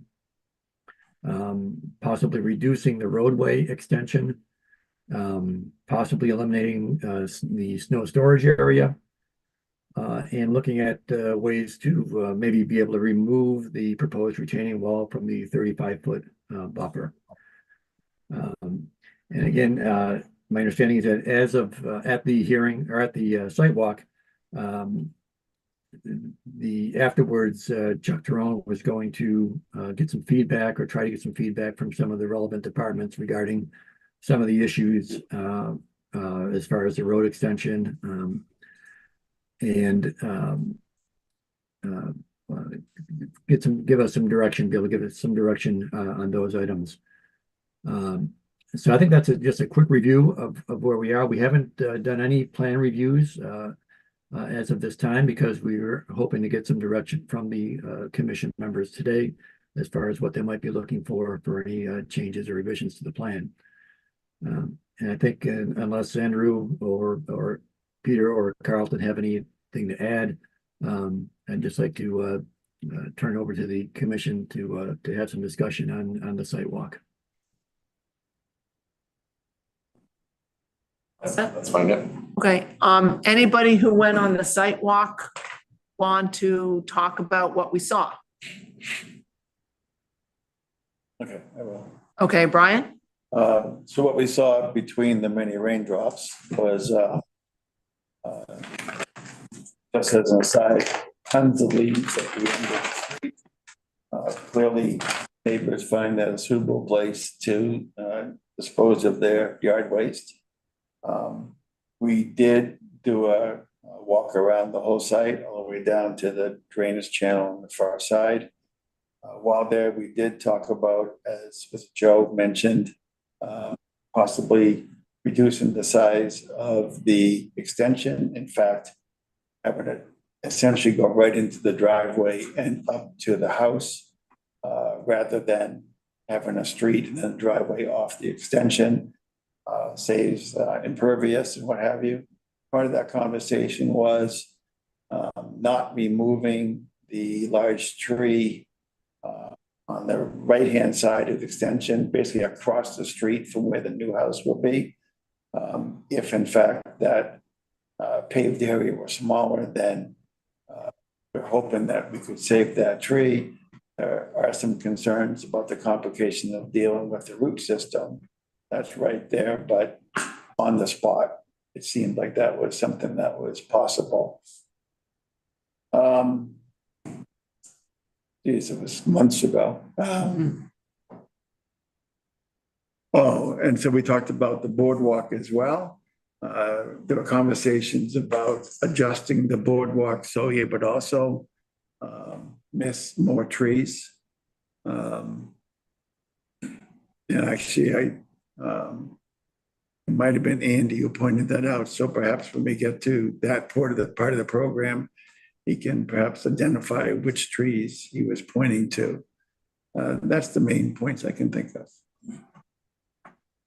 I do remember that we looked at how full the stream was going down that far side of the property, and there was still some room for capacity for more water, even though it was a really rainy day. Walter and I went back the next day and the water had dropped about 6 inches in that stream. We also asked about the many orange flags that were around, and the people from the project explained that the orange flags that were tied to twigs were the wetland line flags, and only the orange flags that were tied to stakes in the ground had to do with the construction of the boardwalk or the driveway or the house.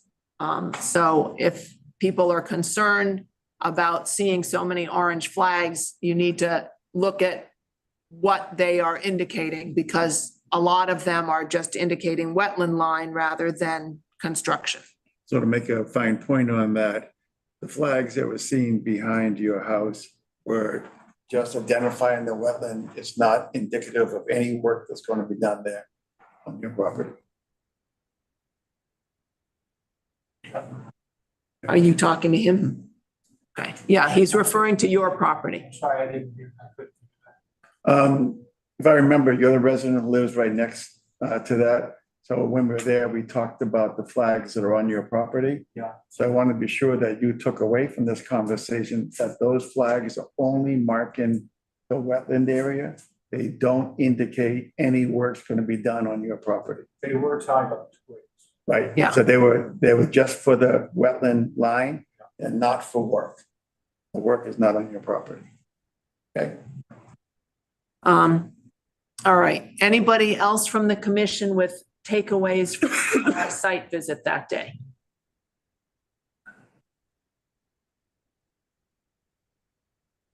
Okay. All right. And I know that there were questions about the infiltration system, the large one down at the beginning of the driveway apparently is only infiltrating water from the driveway. Is that correct? Carlton Quinn is with us on Zoom, and he did the stormwater design, so he'd be the best person to Okay. speak to that. Carlton? Yep, Carlton Quinn, civil engineer. Yeah, so the catch basin at the bottom of the driveway is only collecting water from the catch basin connected to it, so it's only collecting basically the driveway water prior to discharging from the site. And then the water from the house? The water goes from the in- house is collected in roof drains and discharged to the smaller infiltration system you see just to the left of the house.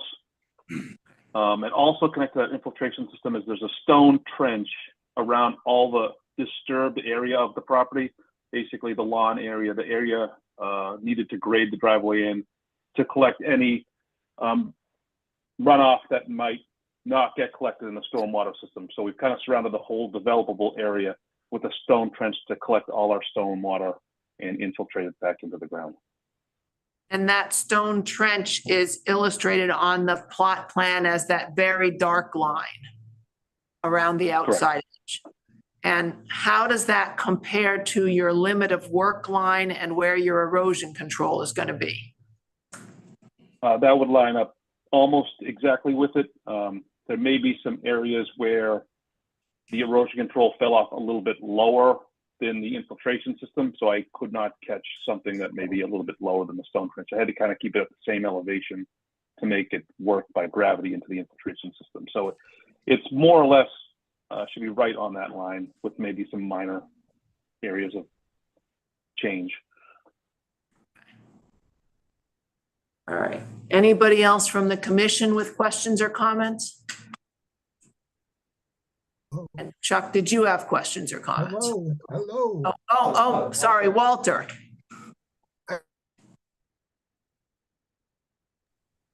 A few minutes ago, Brian had a conversation with somebody in the audience. Now, I'm going to assume what I hear is what's being recorded vocally. So if you're going to talk to somebody in the audience, the person in the audience should come forward to the microphone so we can understand what the heck happened. Sorry, Walter, I forgot you commented on that last time and I failed to bring that up. In this case, just Brian was telling the audience member about the flags that mark the wetland flag, and there was not really important information back the other way. Just acknowledging that. It's the resident at 10 Annette. I wanted to be sure he understood the implications, but you made a good point. Yeah. Okay. Martha, I have a question. I haven't Yep. been to the site visit. Okay. Is there any disturbance currently at the site? Not other than lawn waste, yard waste of leaves. So it's unbuilt, vegetated, wooded? Yes. Yeah, it's all wooded. I don't think we even saw a whole lot of trash. There was a little bit. No, And a couple of bottles, not bad. and one of those teepees the kids build in the woods. That was about it. Yeah. And we did have a letter from a neighboring resident who was concerned about stormwater management and was asking about whether the town engineering or a third-party review could check to make sure the infiltration chambers and stormwater management is going to be adequate. And also asking about whether any of the trees that have been cut down, whether there's any place that they could put in some more plantings because of taking down so many trees, and specifically looking at the upper left corner of this plot plan, apparently on the other side of the wetland line. So those were the two requests I see on this letter. And so I just wanted to make sure that we considered both of those questions. So in terms of the Reading Engineering review, we're going through CPDC as well. And as part of their process, the town engineer has reviewed our stormwater management plan and our proposed work that we're doing out there. And there's been really no comment to my knowledge from them. No deficiencies found, I should say. So they've already heard this proposal with the stone trench and the two infiltration chambers. We're running concurrent with CPDC and conservation, and a full review by multiple town departments is done through CPDC. So they have all this information that the Conservation Commission has. Okay. And in terms of the trees, I know that Peter had agreed to make a donation to the tree fund, and we are going to be planting 2 red maples, which Joe could probably speak to a little bit better than I could as part of this work. Okay. Joe, where are we proposing red maples? They're not at this point located on the plan. There were the current layout of the boardwalk would require cutting of 2 white pines, I believe, that were at least 12 inches in diameter.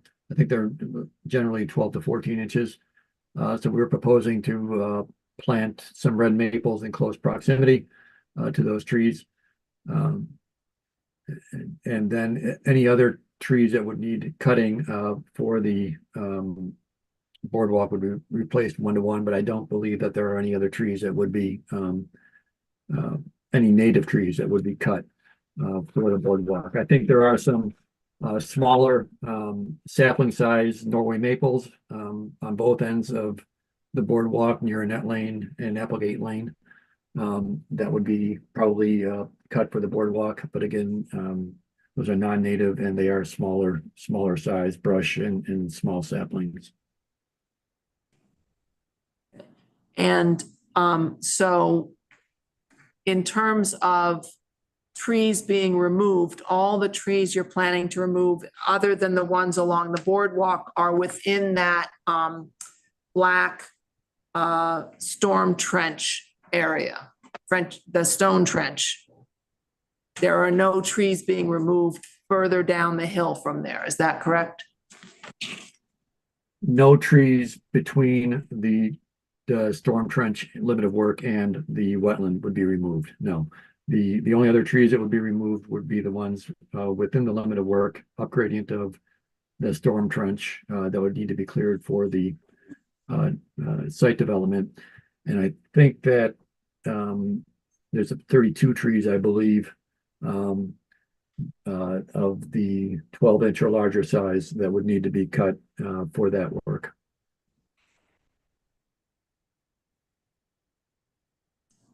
Thought it was 6 inches or larger, no? It may be. Go back and find it. I believe it's 6 inches. I know it's 6 inches. I may have misstated that. Yeah.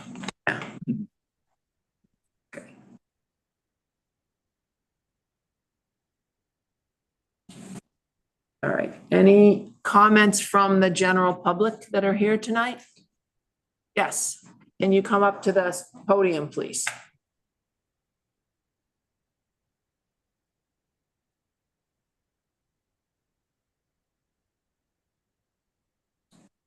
I believe I might have asked you this question here. I just want to make sure, you know, 10 Annette Lane, right at the top, I showed where somewhere around where those flags are close up, there's some massive trees. I don't know the exact angle where the road's going to go, but I'm thinking those might have to come down. And I believe that in that area, the road built up some, okay? And I showed you right in that one area, it's a low area, and I'm concerned about getting a lot of standing water in that area with those large trees out of there. Maybe it won't be an issue, but I just want to ask, because I'd hate to think of all of a sudden having in that area, a lot of water. And I think just- you know where that area I'm talking about, don't you? Yeah. just for the record, can you state your name? You've given us your address, but not your name. Okay, Bob Judge. Thank you. Lane. Okay.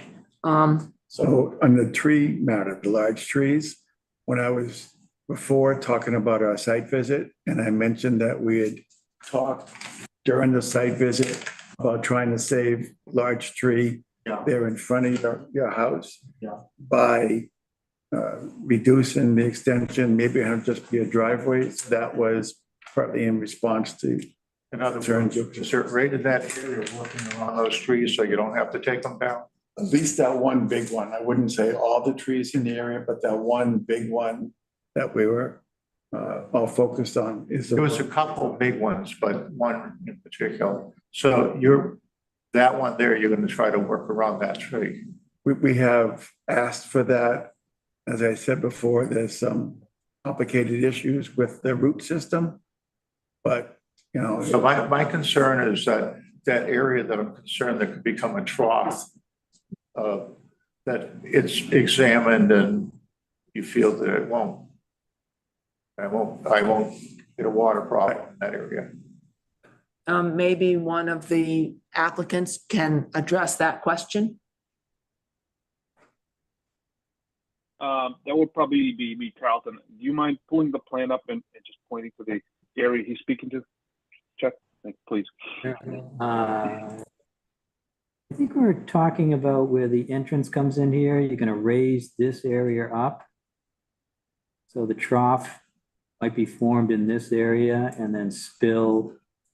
So the concern was That buildup of direction. water in the back right of the house, in that area where it already slopes off. Yeah. Even existing conditions.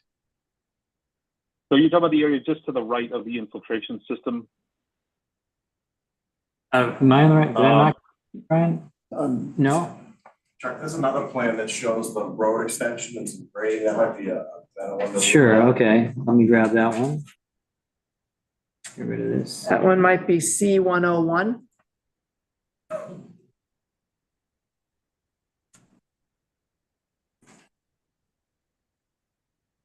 You're actually planning to change the grading. This is the plan you're talking about, right? Correct, yep.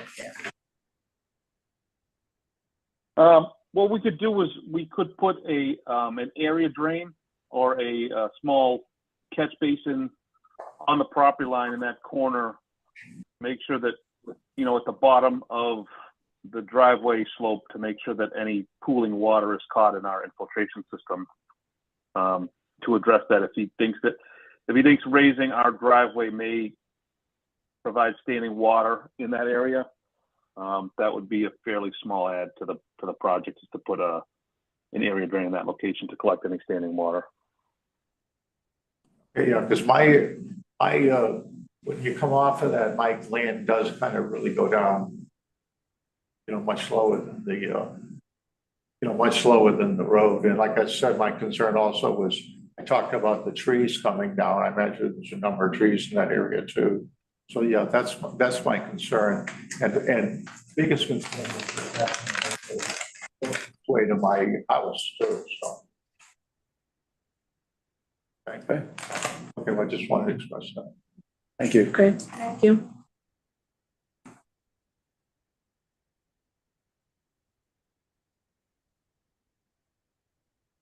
All right, what's our way forward here? Kendra Cooper has her hand raised. Okay, Kendra Cooper.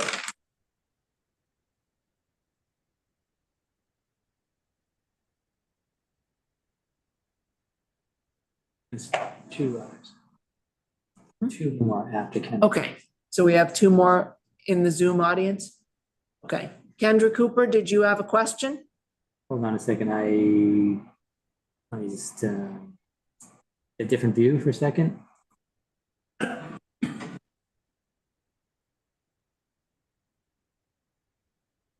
Okay. Kendra, can I hear you? Yes, yes, this is Kendra Cooper speaking, at 20 Covey Hill Road.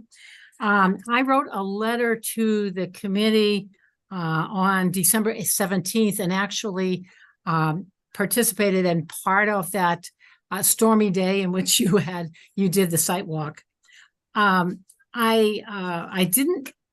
concern actually has to do with those of us who live downstream and the absorption of the disruption of the absorption area that this project will have on the pooling and absorption of the water that, having lived in this area since the 1980s, I'm aware of the wells that are closer to Spruce Road and Martin Avenue that are part of the feeders to the water that's in this area where the proposed construction should be. So I'm concerned that the mechanisms that they're proposing right now to accommodate the fact that those 32 trees will no longer exist. Right now, they help absorb the water. And so it doesn't come down all the way to us. This drainage ditch actually travels downstream along the drainage ditch behind homes on Deborah Avenue and Martin, and it goes perpendicular to the backyards. It goes under Deborah and perpendicular to the yards of myself and a neighbor, and then along the backyards of 14 Covey Hill, and then along the backyards of Franklin Street, then goes under the Meadowbrook Golf Club, over to that. So I'm concerned, though, that the mechanisms that are being described may not be adequate, especially now. We have not had a problem with flooding before, but the ditch is right up there, especially after a storm that we just had.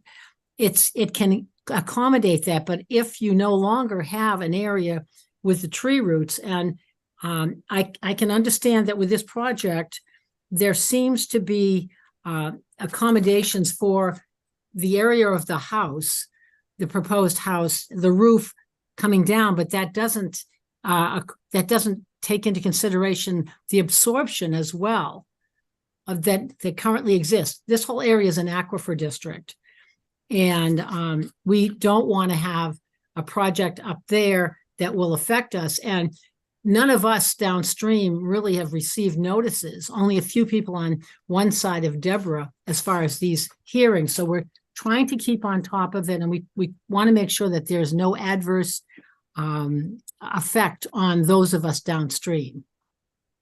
So, I think that's, there are lots of different kinds of animals, and, this neighborhood is pretty rural in some ways behind all our houses.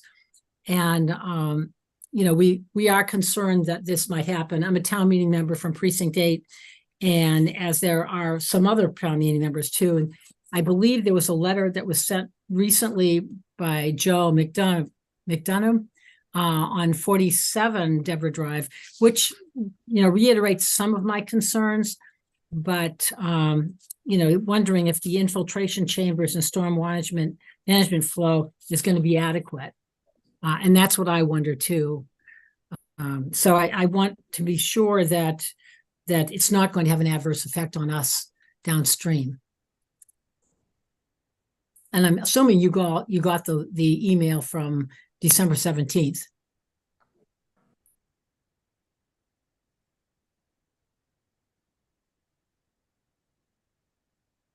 Okay. So any of those questions need answers?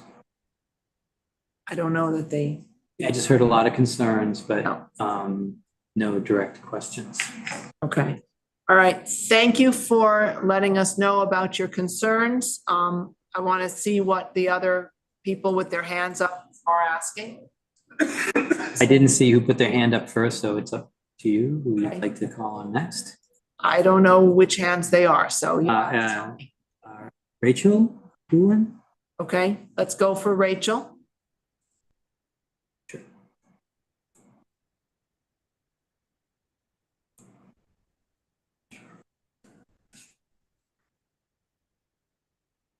Hi, this is Gary Chaporian from 30 Applegate Lane. I'm Rachel Pullen's partner. I just had a question for you guys, or a couple of comments and questions. Can you hear me okay? Yes. Okay, thank you. First of all, I just wanted to make a comment that you talked about during your site visit about the stream on the side having adequate room for water. I just wanted to point out that I clear that stream 2 or 3 times a year to keep the water from building up too much for mosquito control in the summertime. So it's at some point in my life, I'll be too old to do that, and it'll be probably full again because there's a lot of damming in there with tree branches that fall in there and leaves and all that. So I just wanted you to be aware of that in case it matters as a point. Second, so that's why I was, clear and moving. I think I had just cleared it probably a couple weeks before that, actually. So that's probably why it drained nice and fast. Second thing was, I don't know if this is something you can do or look at, but there's an oak tree on the property. I don't know if it's supposed to come down or not, but there's a big hole in the bottom of it. And I'm kind of worried over, within a few years or whatever, it's going to fall. And it looks like it's kind of pointing towards my house. And I'd like that to be addressed at some point, just to, if it could be looked at to see if it can come down or if it should. Because there was, on top of that hill where that teepee was, there was a large tree that fell down about 5 years ago. It wasn't near my house, but I'm just saying that it had the same kind of problem with a big hole in the bottom of it. So I just wanted to make a note of that also. Third thing is, I was wondering, it looks like the house is going to kind of go where the top of the hill is right there. And there's some pretty big rocks in there. I don't know if they're ledge or if they're just rocks, if they're going to get taken out or if they have to be, split out or blasted or however. And if there's any blasting or anything, I just was concerned about, any collateral damage or anything like that. So I just didn't know what the plan was to be removing that hill there to put the house in. We would use a hammer on an excavator to chip out the rock that was needed. We wouldn't do any blasting or anything like that. If blasting came down to that, they do pre-inspection, post-inspection surveys, but we're not anticipating blasting at the moment. So we would just be using a pneumatic hammer on an excavator. Okay, thank you. I just wanted to, make that point because I'm, just obviously my house is pretty close to that side. It's just really the driveway between the side of my house and the property line there. So it's kind of close to that. And so that's about, I just wanted to make those points. So thank you for your time. So 30 Applegate, are you, if we were looking at the plans, are you on the upper left side property border? I'll tell you if you put the plan up. Thank you. No, we're, yes. Yeah, so right where just to the left of where the house is going to go. So where it's like the underground infiltration system, right where Chuck's wiggling his mouse around? That's where my house is. Yeah. That's where my driveway is right there. Yeah. And approximately where is the tree that you're so concerned about that has a hole and it's leaning towards you? Sure. So if you look at I can't read, the screen's too small. My eyes aren't great, but if you look to the left of the house, there's a little rectangle with looks like a window pane kind of. Yeah. That's the Yeah, infiltration. So just to the left of that is where the tree would be. Just below the hill, like between the hill and my driveway. Okay. So somewhere just to the left of that, probably a little bit. It's a really big oak tree. And there's a hole in it, and it just kind of, I don't think today it's gonna fall down, but I think over, I don't know how you guys are in guide, so when you take trees down and all that, but if the house gets built and the owner, has to deal with it at some point, I don't know if it was something that would be worth looking at now to take care of it instead of waiting till it's too late or something. Okay, thank you. Sure, thank you. All right, and we have one more raised hand on Zoom. Sure, and that's Lisa Laterio. Lisa Laterio.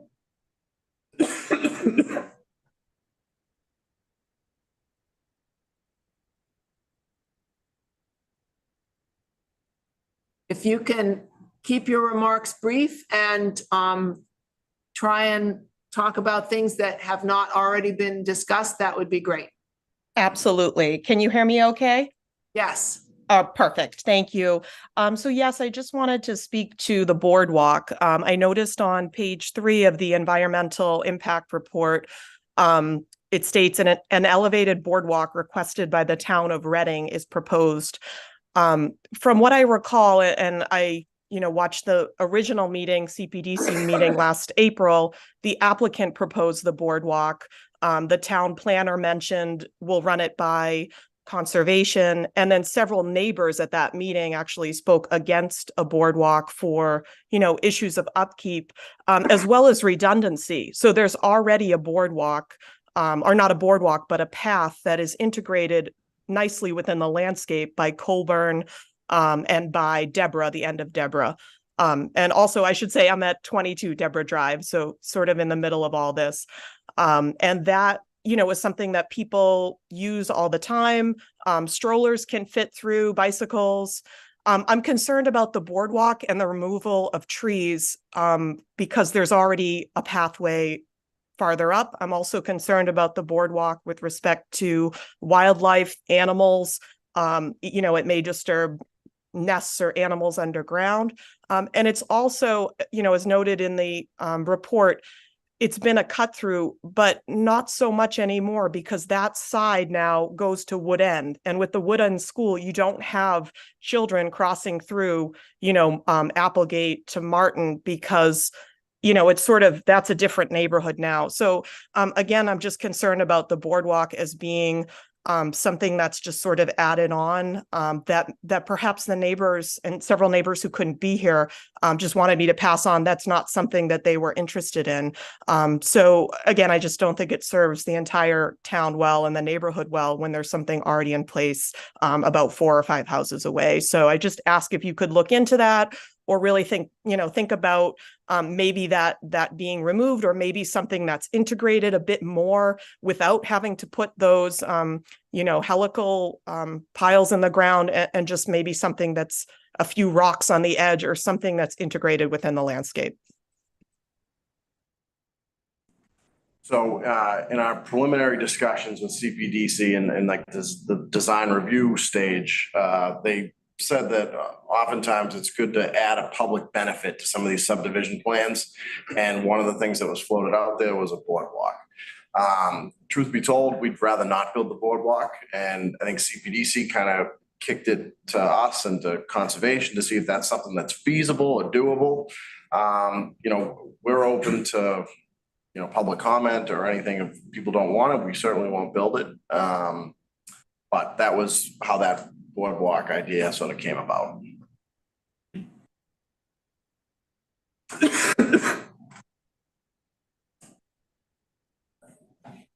Bob, do you want to come back up?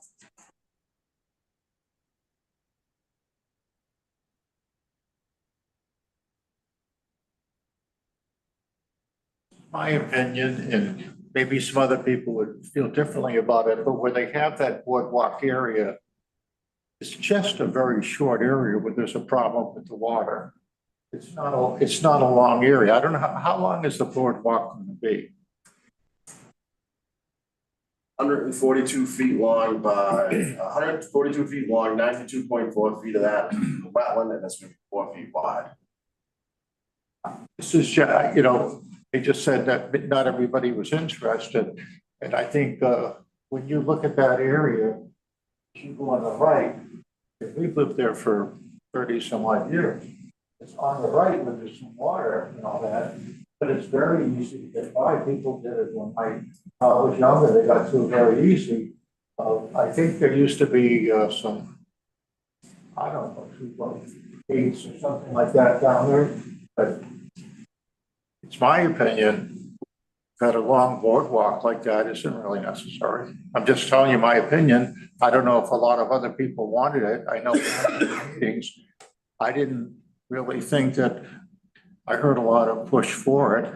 I can tell you this, that even though there's something up, further up the road, where we are, if my child had a friend on the other side, they weren't going to walk all the way up the other road.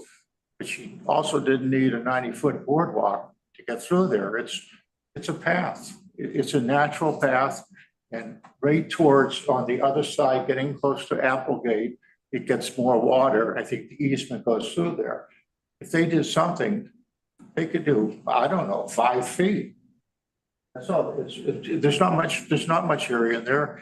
And I think the boardwalk would look kind of awkward. It's a natural area. The place looks, when you have an area like that between them, it's not gonna look beautiful no matter what, but it's a natural area. And 100-foot boardwalk, I personally think it's a waste of money. And then the problem is, who is gonna maintain it? It doesn't affect me, so I don't bring it up. But now that it's coming up now, I just want to mention it. The area that has the water problem is maybe 5 feet long. And then that's when you walk down. As from my house, if you walk in on the right side, it's narrow. If you go on the left side, it's wider. But it's like anybody, naturally, you're not going to walk through the side if there's a narrow side. So I don't know. Honestly, maybe some of the people that live there wanted it, but I've kind of come to almost every meeting, and I haven't heard anybody saying we'd really like to have a boardwalk there. Yeah, Bob, I think we got it. Okay, I think we get your point. Thank you. all right. Okay. Yep, thanks. Okay. Rachel Poulin is raised her hand again. Do you have a response to him? We'd be happy to not build the boardwalk. Okay, So, all right. And Rachel? Or Gary, whichever one is at that Zoom link? Yeah, hi, it's Gary again. Can you hear me okay? Yes. Okay, thanks. Yeah, I just, since someone brought it up, I'll just give you my 2 cents, because I live right at the Applegate end of it. So I'd say when it's wet like now, which has been a lot lately, obviously, it is about probably 20 or 30 feet that it is, really wet there. And I'm fine with the boardwalk, except for the fact, I'm just curious, it's built and it's made out of wood, and that's fine. I know it's pressure treated, it won't rot, but what happens when a tree falls over it, or, branches or something like that, and it needs maintenance? How does that get taken care of? So the plan now would be, since we're subdividing this lot and giving the paper road extension that we're creating back to the town, the boardwalk would become property of the town, and the town and its designated department would be responsible for upkeep and maintenance. Okay, We so that's, on the construction, the building of it, but then maintenance is required of the town. thank you. So my 2 cents then is, if the town wants to keep it up, fine. If they're not gonna do it every time something happens there, then, like the other person said, I forgot her name, sorry, but she said there's a path between Deborah and Colburn, which is, 1/10 of a mile away, just down Deborah. So it's not really a matter of need, it's just a matter of want, I think, and it's just a question of if you guys want to do that. That's my 2 cents. okay. I just want to make a comment. Mr. Judge said that in the past, people put a couple of 2x8s and walked across them. And I believe that the Wetland Protection Act does not allow putting 2x8s in the middle of a wetland to make a path. Helical piers are part of the regulations if you're making a path through a wetland. It's just what was done, but probably might have been done by residents. Right, yeah. So, but if residents want to go through from one road to the other, putting 2x8s in is no longer the approved method. That's all. Okay, I think we've heard all of these comments. Are there any more hands up that I've missed? There's no more hands up. Okay. I do Tony. want to say something. In the short time that I've been on this commission, a little more than a year, I think this is the first project that I've seen where the entirety of the project is located in an undisturbed, completely undisturbed buffer zone. Most projects that we see are located within a previously developed area or a previously disturbed area, where we're talking about actually restoring a buffer zone or a no-build zone or a vegetated strip. So this is a little bit different for me. The alternatives analysis does raise the notion of a no-build as the alternative for this project. And I'm curious if there should be a little bit more of a discussion as to whether this proposed project, which would develop basically an undeveloped buffer zone, whether this project meets protective meets the interests of the Wetlands Protection Act, or if the no-build alternative would be a better proposal to protect the wetland resource areas. So, could the chair direct Joe Roselle to answer that question or get the answer to that question? Would that be okay? Sure. Yeah, I can address that. No, and it's a good question. The buffer zone, as you are aware, is not a no disturb zone. There are activities allowed in buffer zones, provided that the performance standards are met. And as you go through the performance standards that are outlined in the notice of intent, the project does meet those performance standards under the bylaw and bylaw regulations. The one area where we would require a waiver currently would be for the building of the retaining wall within the 35-foot no structure zone. But there are the performance standards are being met by the proposed project, and like I said, it's work is allowed within buffer zones. It's not a no disturb situation,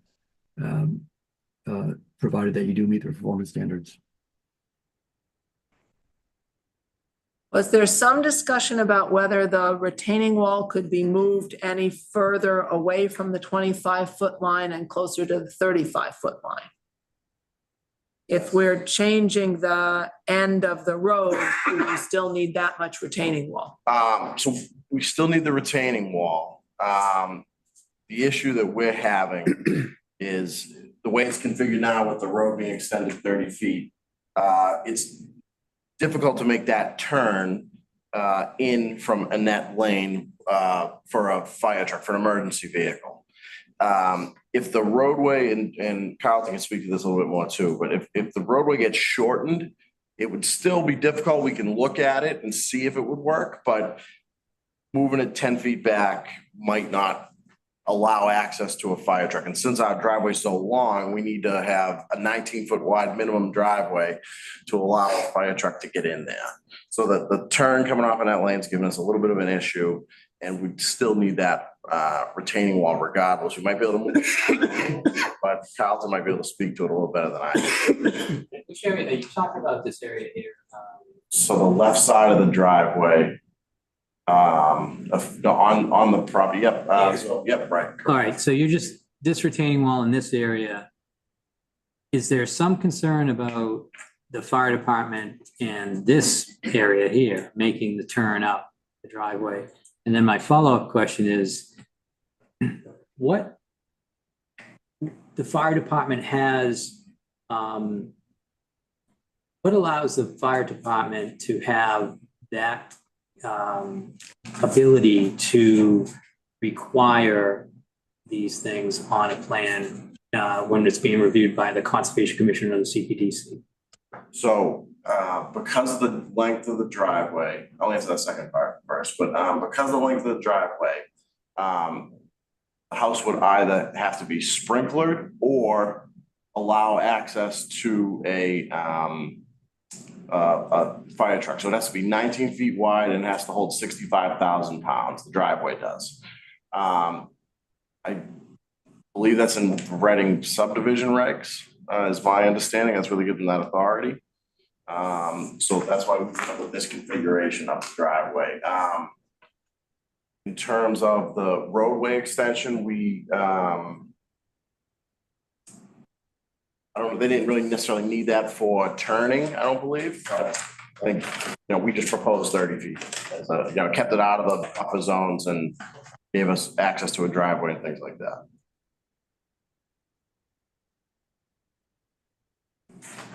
And so maybe you answered this, but it wasn't clear to me. You can't move the retaining wall in a little bit closer and still maintain that width? I'd like to throw to Carlton. He can probably explain it a little bit better. Yep, thank you, Chuck. So right at the driveway intersection with the road, you're going to see a pinch point with the other property. that minimum radius there is 25 feet, that's state fire code. So it's really, we couldn't really get it any closer to that property line. The question, can we move the retaining wall a little bit further off the 25-foot buffer? Probably. We're talking like 2, 3, 4 feet. In my initial design of this, I put it around the 25-foot buffer because I didn't realize the no structure zone was referring to retaining walls originally. That being said, I don't believe we're going to be able to get outside the 35-foot buffer because of that pinch point I noted with the radius.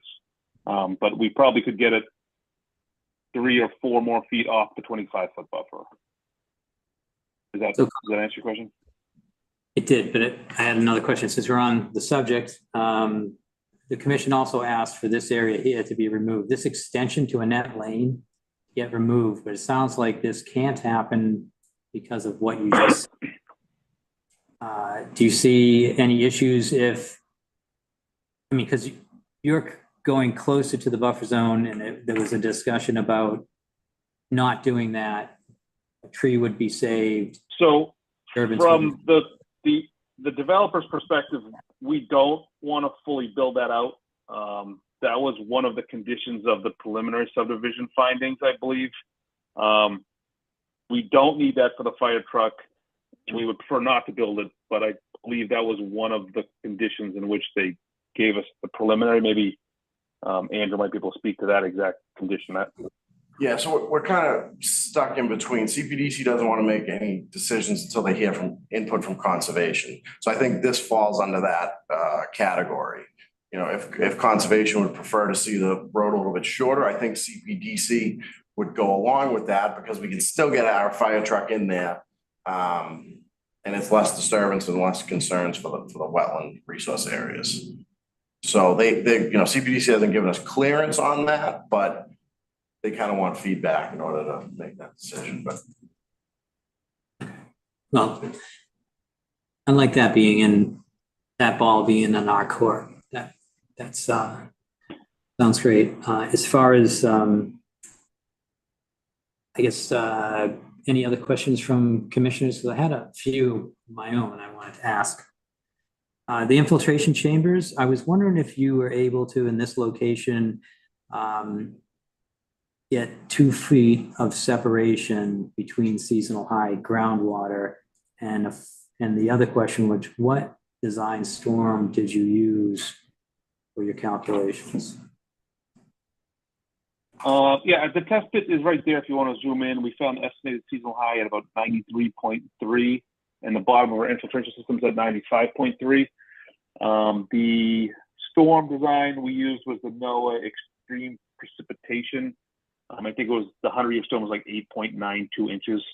I believe you guys spell it out in your thresholds or somewhere, and that's what I used.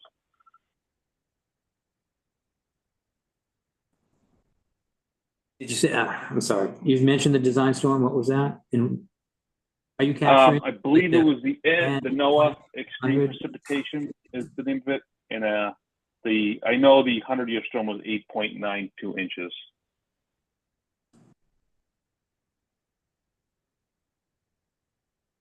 But we did a 2, 10, 25, and 100-year storm analysis. In 100. And keeping on that theme, I wanted to make sure that it sounded like the engineering department did review this. I don't know if they mentioned that they're finished with their review and our memo was received, but if there was, could we get that? So yeah.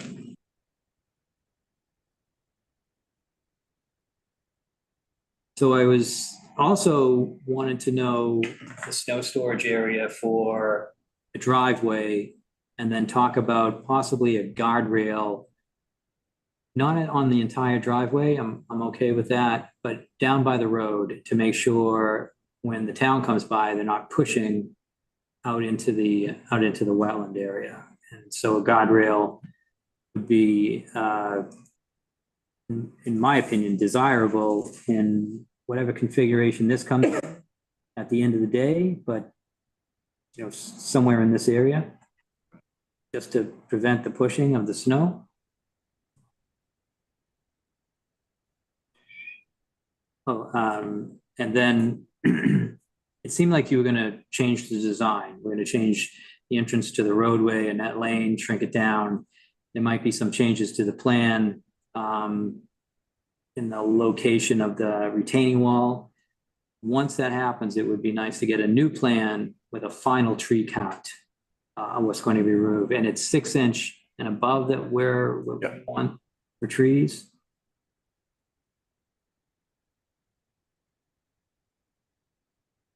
Yeah, through the chair, this is Joe Orzel. Yes? Yeah, I did check. It was my number of 32 was for 6-inch and greater trees that I had counted, not 12-inch trees.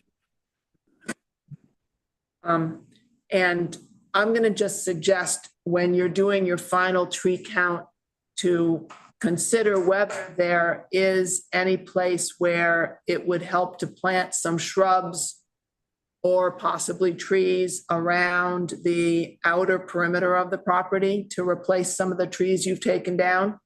You know, we do allow 2 shrubs of something like 5 or 6 feet tall, mature height for every 1 tree.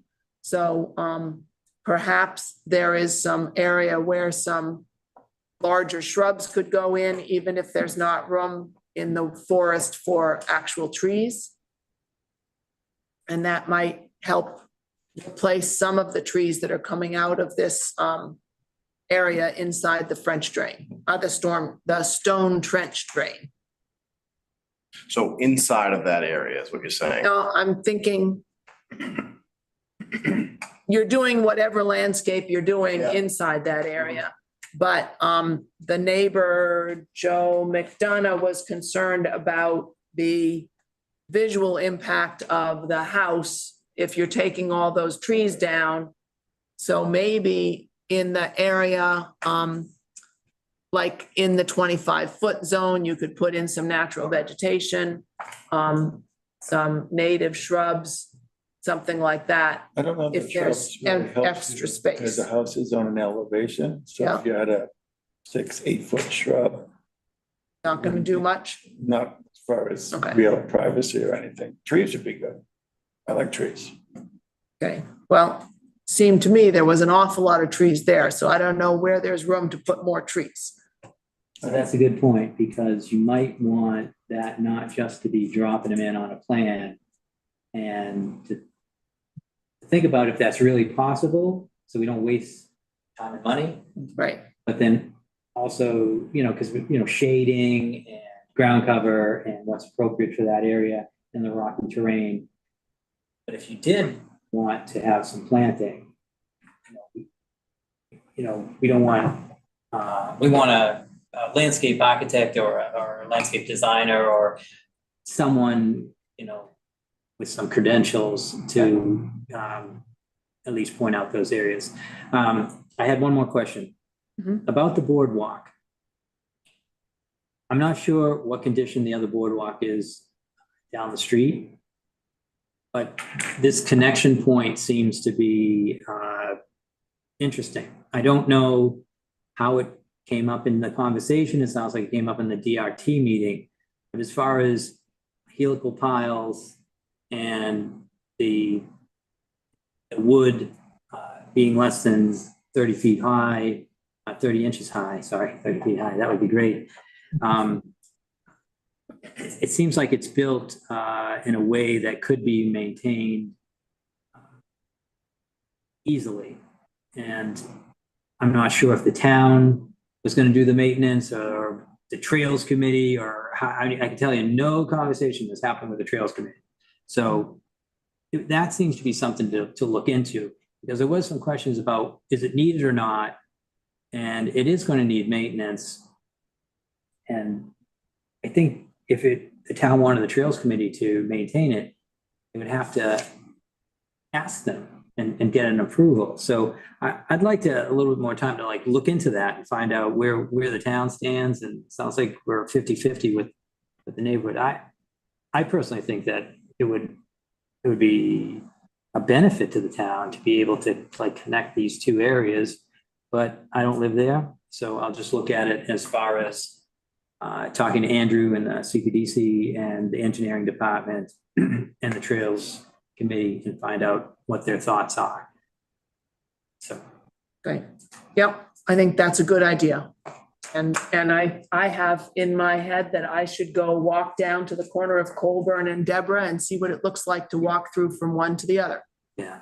And figure out what that path through really looks like. So given we have a few things that we need to follow up on, and we've been going for a while, should we ask if you guys are willing to do a continuation? Well, let's Or give am I the, jumping not to interrupt in that way, but to say, let's give the applicant some direction. Let's talk about extending the road, the retaining wall, and you mentioned the plants. Do they need to look into that? I don't think the raised, the elevated boardwalk is something that they need direction on. They know it's going to go in.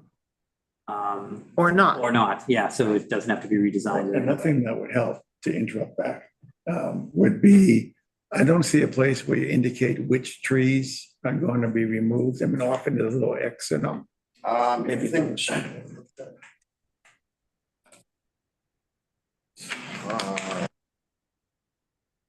I think the ones that are bolded, I'll also look into that, but we can make sure that's clear on I the. was wondering about the bolded, but I think that's deciduous versus. Oh, yep, okay. So if you could indicate. Yep. Additions of account, indicate which one. But also addresses one of the issues in the letter. It'd be nice to see what area is going to be cleared. Sure. Kind of kills two birds with one stone. Andrew Driven has a hand up. Okay, Andrew? Thanks. Yeah, I wanted to follow up on what Tony was bringing up earlier about the no build option.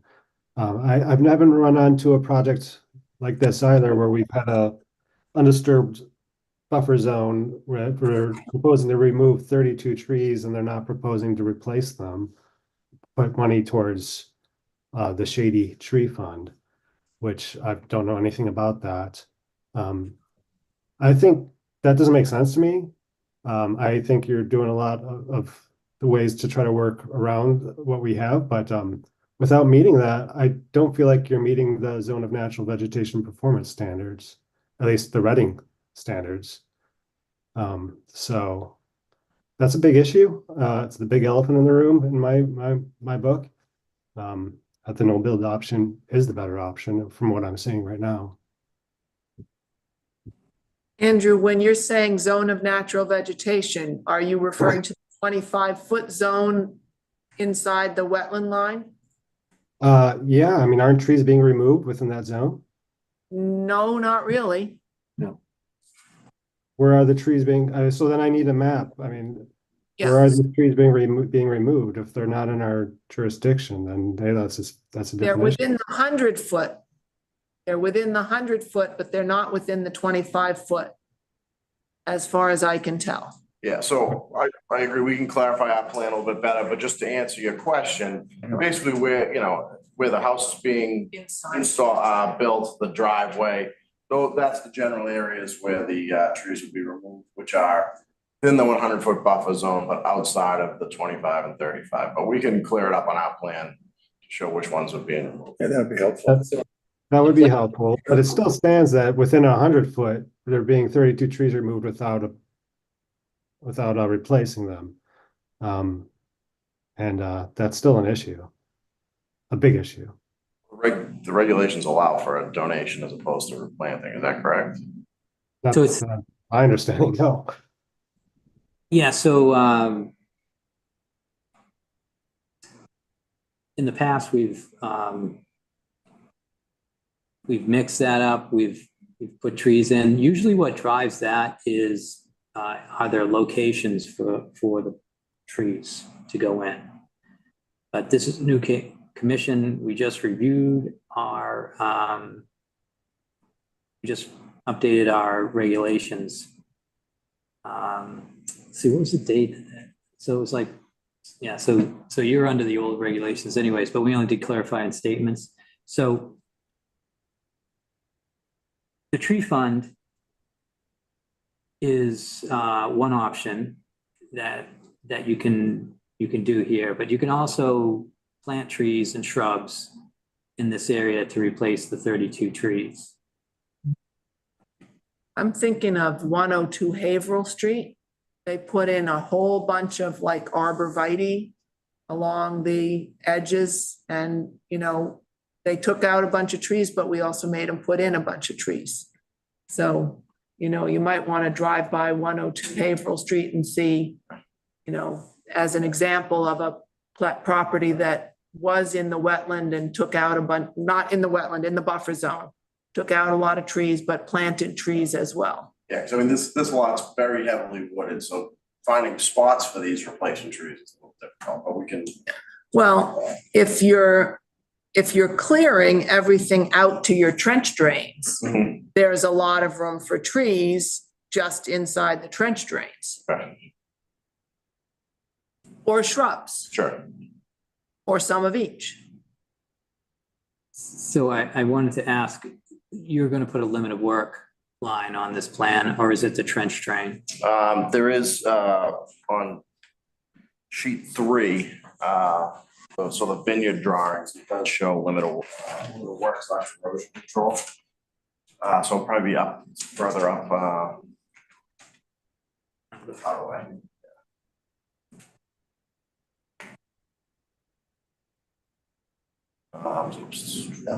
The proposed site plan, sheet 3. Sheet 3? Yeah, that should be it. Yep. And then can you zoom in at all, Chuck? Yep.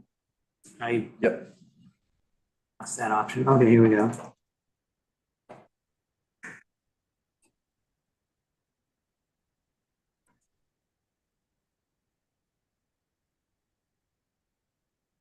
I don't see a limit of work line on there. Right. Limit of work, erosion control. Okay. Yeah, down over. This is the road. So that's very close to where your trench drain line is. Yep.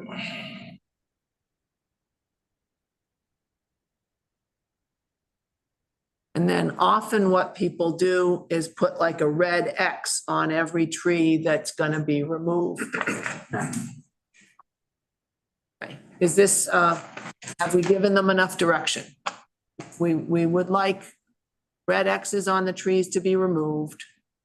We would like the new shape of the end of the driveway, put in the barrier to prevent the snow plows from pushing the snow into the wetland. Remove the extension that's what I'm talking about, yeah. Right. And just come off Annette Lane into the driveway. It works with the fire department. Push the retaining wall as far away from the wetland 25-foot line as possible, closer to the 35-foot line.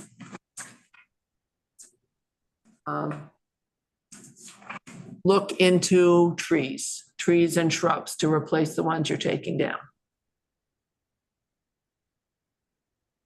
And try as much as possible not to remove that big one near 10 and that. Yep.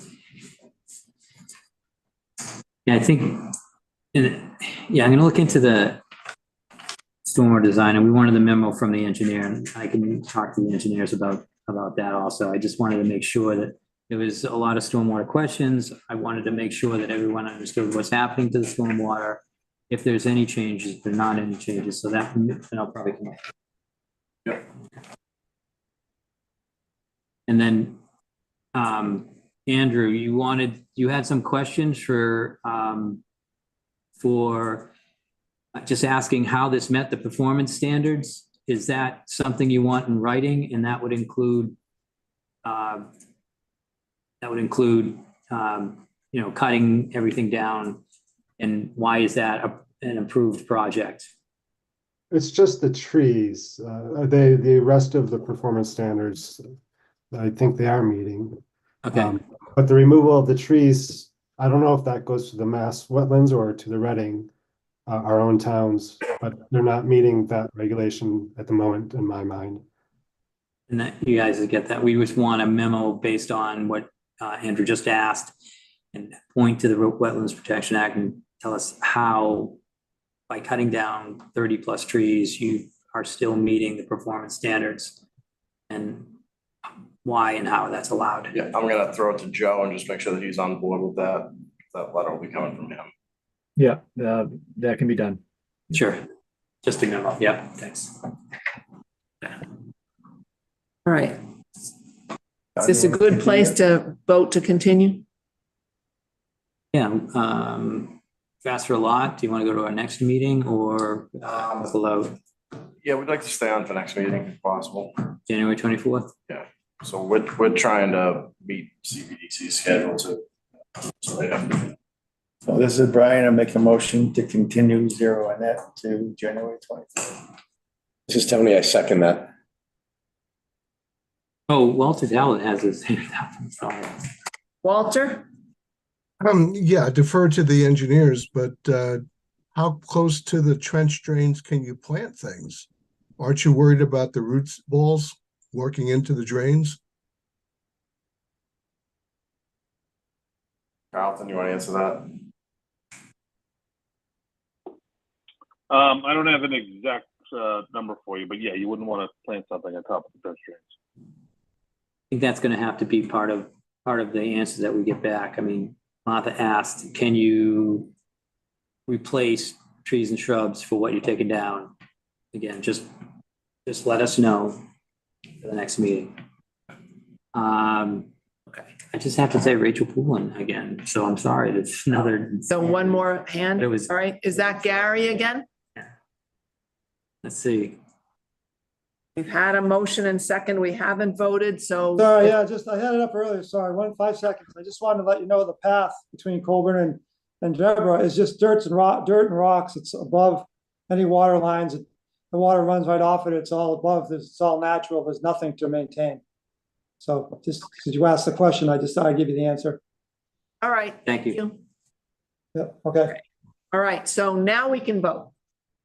Andrew Driven in favor of continue. Kenneth in favor? Walter Talbot in favor? Tony Rotalakis in favor. I'm in favor. Martha Moore in favor. So moved by Brian, seconded by Tony, voted in favor 6-0 to continue to January 24th. Thank you very Right, much. see you then. Thank you. Right, Thank and you. I'm gonna take a 5-minute break. Make a motion to take a break. We'll be back in a couple of minutes.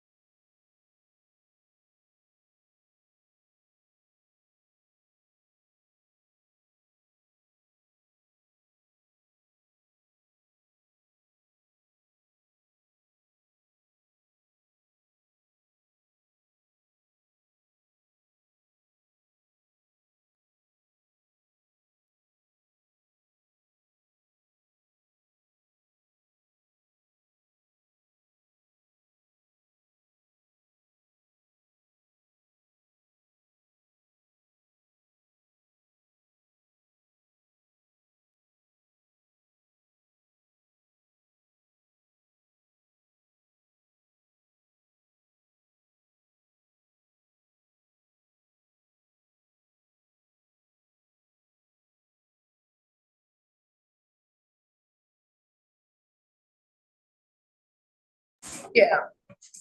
I turn the mic on. Are we here? Could be. Apologize that break went a little longer than I intended. Andrew, just a reminder that we need you to come in and sign some paperwork when you get a chance. All right. All right, 252 to 262 Main Street and 10 Pinevale Ave is our next hearing. And we asked, well, I should read it first. Do we have anybody here representing the applicant? Yeah, Colin Quinn. Okay. Yeah. There. Okay. And that's the same applicant as Zero? Colin, you should be all set, yeah. Okay. All right. No, it's not the same. Oh, all right. I was puzzled. Okay. Engineer. Same engineer. Okay. Continue the public hearing on a notice of intent filed by Severio Filciniti, BLVD Reading LLC pursuant to Massachusetts General Law, Chapter 131, Section 40, the Wetlands Protection Act and/or the Reading Wetland Protection Bylaw, Section 7.1. The applicant is proposing site improvements, including the demolishing of 3 buildings, clearing of existing vegetation, and constructing 1 mixed-use building. Other improvements to the site include construction of surface parking, landscaping, and underground utilities servicing the site. Portions of the work are within the 100-foot buffer zone to a bordering vegetated wetland. The application and plans can be viewed during regular business hours at the Town Hall Conservation Office, 16 Lowell Street, Reading, Mass. 01867, and on the Conservation Division page under the project by year, Assessors Map 11, Lot 192, 194, 196, DEP file number 270-0779. Okay, and Carlton, you're here representing that applicant? So hold on. Yep. You want to set it up with what we talked about, because there's no other communication other than that. So. Right. Yeah. What are we So, talking about? We're here because we asked for third-party review and we have a application from LLC to do that third-party review, right? And I can fill in the other bit. So at the last meeting, we were going to go out for third-party review on the wildlife habitat evaluation and to review the wetland line. I received a quote again from LAC to the wetland line for 10 Pinevale in the amount of $2,300. And I sent that to the applicant, and we are going to just see if they are okay with that and then vote on that. But I did talk to some consultants before I sent a request for the wildlife habitat evaluation. And they felt very strongly that that would not be something that they would create. But, and the commission could ask the applicant to do a wildlife habitat evaluation. And then if there was some issues with it, that's when third-party review would be involved. And so we would get third-party review at that point. So we can, that's what I wanted to discuss. So I wanted to make sure that we were just approving third-party review and having that discussion about not being able to get a consultant to create that wildlife habitat evaluation. So I'm not, so that's what I have to add. I don't know if Carlton wants to add something, or let the commission discuss that first step, which is, in my opinion, let's discuss the wildlife habitat evaluation again and make sure that we understand the need and if appropriate, request that from the applicant. Mm-hmm. And I would say part of that is that at the last meeting, people said they had pictures of wildlife that they submitted to you, and you did not see any. They're up on the website, first off. They're on our town website, so anyone can see them. And these were, so it was intriguing at the last meeting because there was discussion about, Salamanders. salamanders, fairy shrimp, caddisfly, things that would create, a more intense habitat and more intense protection. So we asked to have the pictures sent to us, but in those pictures, and there was several, there was no, spotted salamanders, just a typical protected, species that we look for. The most exotic thing that was out there was an owl, also unprotected, but the rest were foxes and coyotes and raccoons and Toads. toads and things like that. And the toads, so the toads were not associated with vernal pools, so the ones that were shown. So Those are American toads in the picture. yeah, so they weren't wood frogs. And And for that reason, it seemed to me that maybe there's a discussion to think about, was that evaluation necessary, and what would it come back with, considering we're not protecting wildlife, we're protecting the habitat. And the habitat doesn't seem to be being used by any of these more protected animals. Yeah. And assuming the wetland line is correct, it's only one tiny corner of this property that's even within our 100-foot jurisdiction. But that, so with the wetland line, if you want to jump from talking about wildlife habitat evaluation to the review of the wetland line, we did receive permission from Carter, the Carter office and the owner there, to have our consultant enter the property to do that evaluation. We did receive a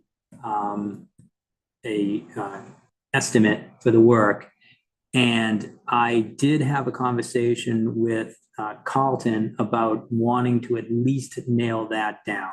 So I do think that is, and we'll hear from Carlton later, but I think that's the direction they want to do. They want to go in. They don't know anything about the habitat evaluation, but they do want to at least nail the wetland line down. So I would just open it up to the commission to discuss wildlife habitat evaluation, and if it is still something that the commission would like to ask or request.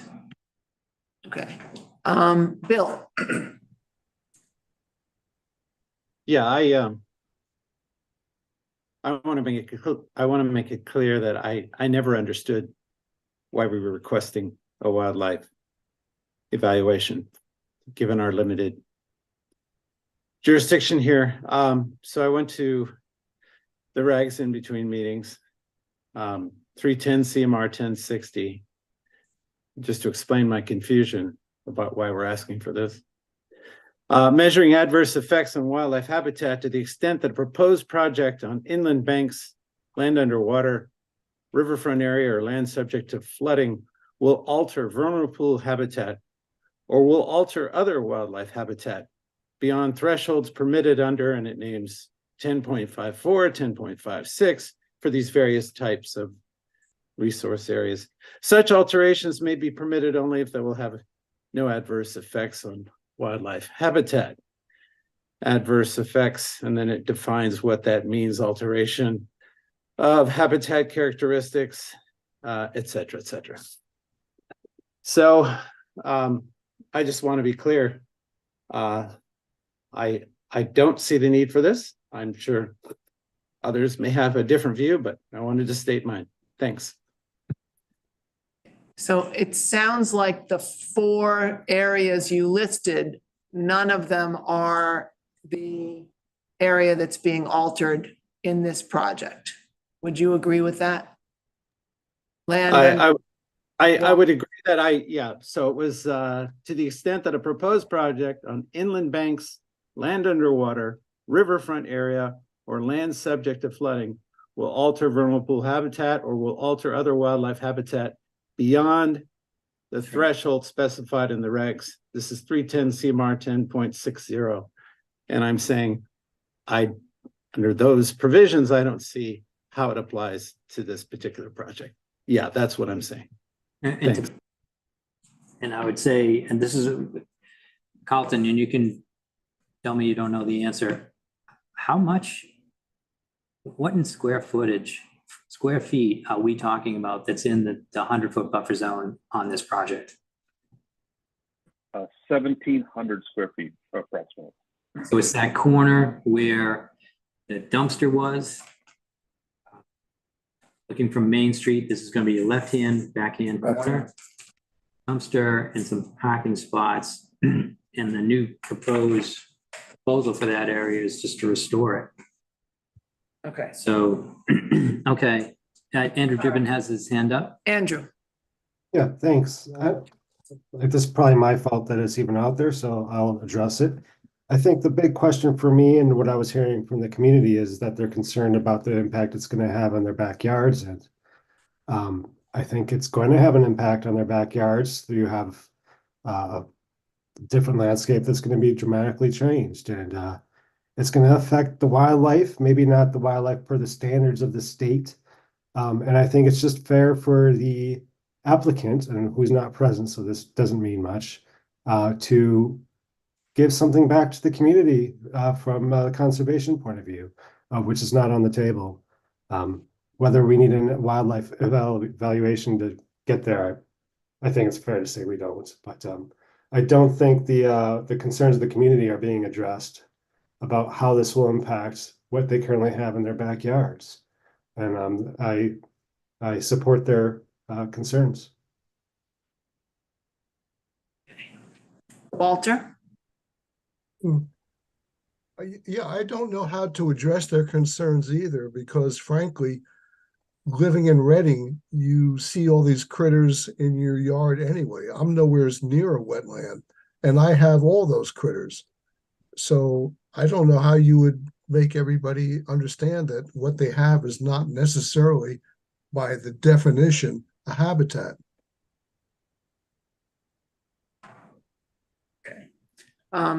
So I'm getting the sense that the commission is willing to give up the habitat wildlife evaluation, but stick with the wetland line evaluation. Is that the sense of this commission? I think we should first look at the wetland line, see what that review discovers. It's possible that a review of the wetland may identify land subject to flooding in the area. That would be the only connection then to a habitat evaluation under 1060. Okay. So when wetland scientists go out on a wetland line to form a wetland line, to walk in a wetland, they need to know what else is out there. That's their responsibility. That's a smart comment that Tony just made, because although no one thinks there's anything out there, we'll have a professional that is supposed to identify not only the wetland line, but make comments about possible vernal pools that might be in that area. So I guess we could say we put the wildlife habitat evaluation on hold until we hear from the wetland scientist. Again, if it's approved. I think we've jumped a little bit ahead. We need to hear from the applicant. That there's no other resource areas out there that would be of concern for some sort of wildlife habitat evaluation. We have to make that determination ourselves. We'll only get, did you notice any areas that could have been considered a vernal pool? And you'll get your answer, and then you'll have to put the rest into it, because they're not going to do the wildlife habitat evaluation also. Mm-hmm. Okay. I just wanted to remind the commission that we did have some questions about the wetland line. It seemed to be very dependent on soils, and we didn't have really much of an opportunity to really get into it too much. I mean, we did, the wetland scientist was at the site visit. She did core. We looked at it, but I think there were still some questions over the rest of some of the sections of the line. Well, especially because some of the wetland flags were in standing water. These one was, yeah. So it was a little hard to dig a soil auger through 6 inches of water. So that was part of why I questioned where the wetland line was. And it was a very rainy day, so maybe, that area wasn't truly wetland, but we couldn't know until the water level dropped. And this one, I think we're all agreeing that Yeah. we should ask the applicant about a wetland line review. Yeah. And the only other question I had in my notes was related to lighting. And did we need to discuss lighting today or not? No, just those two things. Those two. Boy, I had a third one written down. Okay, so Carlton, are you okay with hiring a third-party review to do the wetland line? Yep, the applicant fully supports that. Okay, so in that case, then we can vote to continue till the next No, let's meeting, or vote to accept the quote from LEC, $3,200. And wait a then minute, first you said 32, then you said 23. I did it again. It's 23. It's 23. I read it. It's 23. Okay, It's this many. I know, it's getting late. Okay, $2,300. 2003, I'm gonna just never do Okay, the, so- need to say Vote to 2000. accept that proposal. Doesn't Brian make a motion that we vote to authorize Chuck to move forward with the estimate from LEC for a wetland line evaluation? Wetland line evaluation and observations of possible vernal pool indicators. That's built into what they do, but yeah. Okay. Do we have a second? Walter Talbot will second. Andrew Gibbon in favor. Owen Campbell in favor. Walter Talbot in favor. Rhoda Lake is in favor. Randall in favor. Martha Moore in favor. Okay, that was Brian moved to accept the LEC proposal, Walter seconded, and we voted. Okay. All right, Yeah. now we vote to continue. No?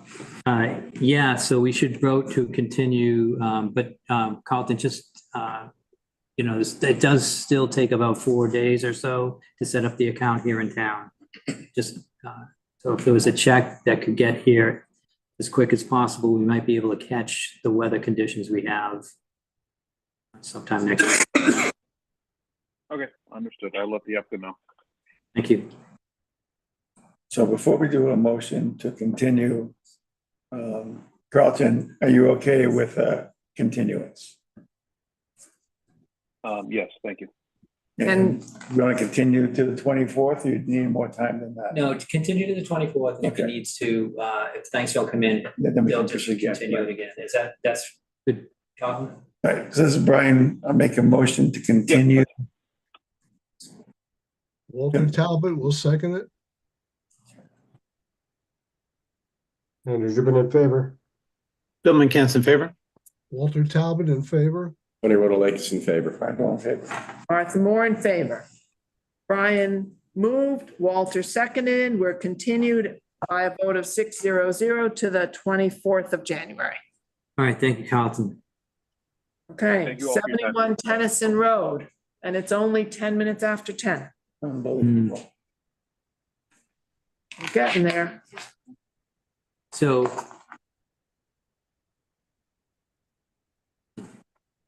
All right, let me read the blurb and you'll see if you can let 71 Tennyson. Thank you. Continue the public hearing on a request for determination of applicability but filed by Chris and Amanda Haley under the Massachusetts Wetland Protection Act, MGL Chapter 131, Section 40, and/or the Reading Wetland Protection Bylaw, Section 7.1. The applicant proposes to remove the existing deck, patio, asphalt driveway, and retaining walls and install a new deck, 25 by 25, and a new permeable paver patio of approximately 1,500 feet squared, a new retaining wall, and a new permeable paver driveway of approximately 2,500 square feet. All invasive vegetation will be removed and all debris from previous homeowners dumping will be cleaned out within and adjacent to the LEC environmental delineated wetlands. A vegetated buffer strip with native vegetation is proposed. All of the work, except for a small section of the driveway, is within the buffer zone to a bordering vegetated wetland. The application and plans can be viewed during regular business hours at the Town Hall Conservation Office, 16 Lowell Street, Reading, Mass. 01867, and on the Conservation Division page under Project by Year, Assessor's Map 11, Lot 156, file number 2023-21.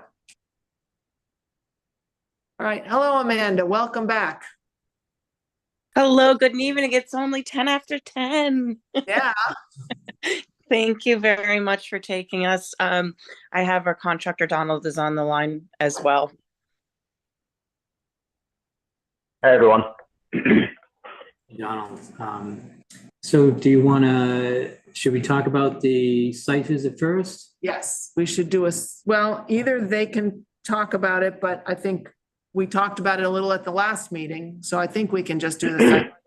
Because, so Donald could just go, after the site visit, Donald made some revisions, not to the plan, but some written revisions, and so we could address those, or maybe I just felt like a site visit report would be first and then those revisions. Yeah, I think so. Anybody who went on the site visit want to describe what we saw? I'm not talking this time. You do a good job. You do. It's my turn? Okay. All right. So, here, I'll put the site, I'll put this. yeah, I'm looking at the plans. We have the existing asphalt driveway. I think one of the things we looked at was, there were some downspouts off the house. And we questioned where they would go when we do this new project. And I don't see my notes, but there was a proposal that we run those downspouts to the back of the driveway so that they're not running across the pavement. Does that sound right? Sure. I mean, it's going to have to be worked out, but the plan was to bring that discharge from the roof as close to the wetlands as the commission would allow. That was one of the things that we discussed. Yeah. We also discussed removing shrubs. Donald, if I say something that wasn't you wanted to talk about, just chime in. Moving the shrubs. Okay, sounds good. The property. Completely removing those and putting in new native vegetation. That would be along this line here. That's basically where the shrubs were. We talked about the wetland area was filled with leaves and whatnot, and it was determined on the site visit that we would, and the applicant would be amenable to removing all the debris, mostly yard waste, up to, I don't know what that's called, but it looked like some sort of like a rope bridge. It was like, it's like a zip line. A zip line. That the neighbors did. The zip line. It's going to be in the order of conditions. I'm going to mention zip line because I don't know how else to say it, but yeah, might have to take a measurement before that gets finalized. The pavered patio was discussed, and I guess we verified the fact that there was existing paver in all these areas as it was discussed at the last meeting, except for the driveway, which they're going to be pulling out the asphalt and turning that into this paver patio area. Out at the end of what I remember we talked about. Anyone else want to add something? We did ask about whether there's any wiggle room in the positioning of the pool. was explained to us that there were issues with that. It had to be in the orientation it was in. So that was put to bed. We did make sure that we recommended that the homeowners talk to the other property owners, not just go clean up their property. We were having a conversation about continuing to keep it clean, which would be more of the responsibility of the other homeowners, the property owners. We did talk about whether or not there could be a variance for adjusting the positioning of the retaining wall. Walter Talbot has his hand up. Right. And I think some of what was proposed to be cleaned up in the area near the wetland was brush, not just leaves. Yes. All right, Walter? Yeah, my concern, and I'm glad the contractor is here, is having been through one of these projects myself, you can't use the same sub work foundation for permeable pavers that you just use for the macadam. You got to remove the macadam and also the foundation that's underneath it, and then dig down even deeper, because it's at least last I knew it was like a 12-inch base you had to build. And in the meantime, what are you going to do, and how are you going to maintain and remove the existing foundation? Yeah, so for the existing paver patio, we'll excavate everything out. So current base work will all be excavated, and we'll go down to the subsoil, compacted subsoil, and then come up with our base for this type of system for a typical paver patio with no load. We'd be looking at an 8-inch base, and then for the driveway, we'd be looking at a 12-inch base. And that would be a 3/4-inch crushed aggregate stone.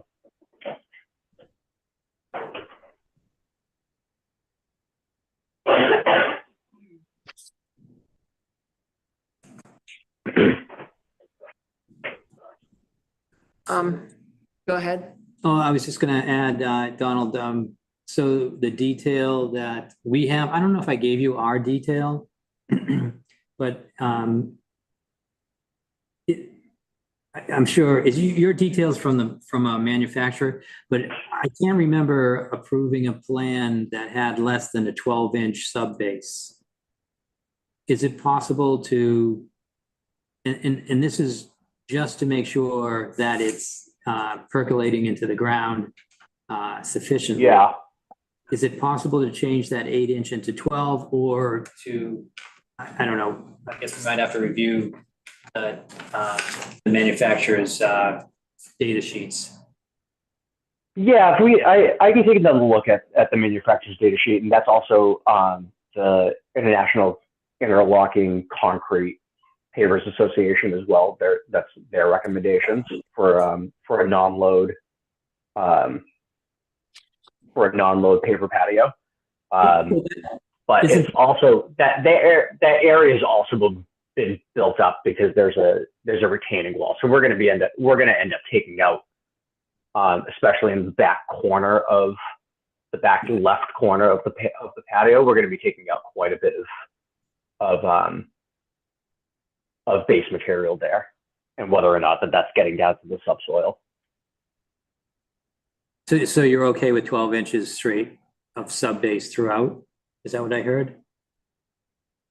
Yeah, it'll end up being around 12 inches anyways, because we'll go down with our sub base and then another layer of bedding material. Okay, that's what and that will save us time just to do that. Appreciate it. Yeah, no problem. All right, I have a couple of questions. One says all invasive vegetation will be removed, and I don't remember from the site visit what invasive vegetation there was that you're proposing. All seems ambitious. that was along the property line. And I'm not 100% sure what should and should not be there. What's native and invasive, or invasive. So if the commission has any Go over the list. any input on that, I'm more than happy to hear it. And as Chuck mentioned, we'll be replacing a lot of that with the natural vegetative buffer strip. Okay. I'm not sure what everything was because it was winter and we couldn't really identify the Right. plants. It looked to me like the shrubs along the back line might be just a dogwood, which is not an invasive. So. Yep. So we'd end up keeping that. Yeah. I thought the conversation was about non-native, not so much invasive. I Okay, think there were a couple on the right-hand side that were not native. right. Okay, could you hear Brian? Brian was saying, mentioning whether we were talking about non-native versus invasive. So I think it would be good to get somebody who actually can identify what's there and figure out what needs to be removed and make room for the native vegetation you're proposing. And that would be a thing to do come spring, once they've. Yeah, and I also have some photos from earlier in the summer of that area too.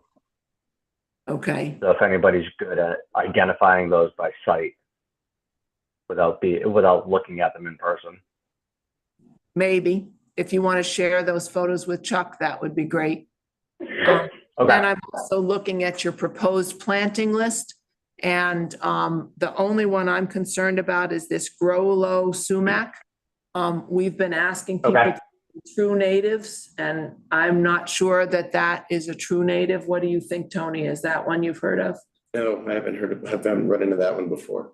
Yeah, I'm concerned the fact that it's got grow low in quotes is that it's probably some cultivar of sumac. So I'm happy with the others as long as you get the true natives of the other four. Those are all perfectly good plants. Okay. Those were we can probably pick something different or just negate that altogether. Yeah. I mean, I love sumac, like staghorn sumac or smooth sumac, but those would be native staghorn and smooth and not this grow low version. That's all. Okay, and are we putting the edge of the pavers at the 35-foot wall line as drawn on the plan? Is that what we're approving? I thought we were asking for 30. If we can get another 5 feet out of it to incorporate some more design features, given we're so close, the house is so close already to the 35-foot line. If we can get another 5 feet, bringing it to the 30-foot line, that would be great if we can do that and get some more. That's what's in Chuck's notes that are up here, post-note visit. Oh, those are Donald's notes. Donald's notes. Yeah. These are my notes that I sent to Chuck after the visit. Do you want to go over them? Just run down the bullet points and I'm looking for the one where you're requesting the variance for the additional 5 feet. That's the last bullet point. You could start with Designer that. and contractor made it. What's that? Just go through them. I think that we'd want to hear what changes you're proposing. The first one's the downspouts will be hard pipe to the BBC. Sure.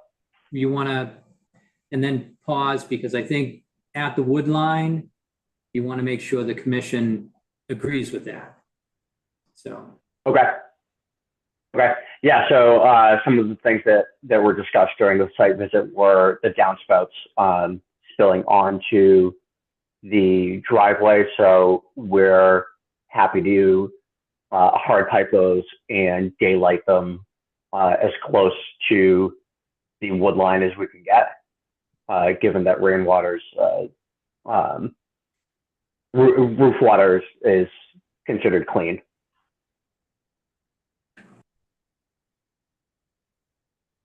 So it looks like it would be, if it came straight back, it looks like it would be, you know, several feet from the resource area. Not sure delivering water to the resource area is a bad thing, but you want to make sure you're not scouring as it comes out. So we couldn't have them build or install riprap on neighboring property, but that's usually what ends up happening. Some sort of, I don't know, velocity reducing something. Unless they went to the edge of their property and that's where the riprap was, and then the distance from the property line to the actual resource would serve as a filter. Sure.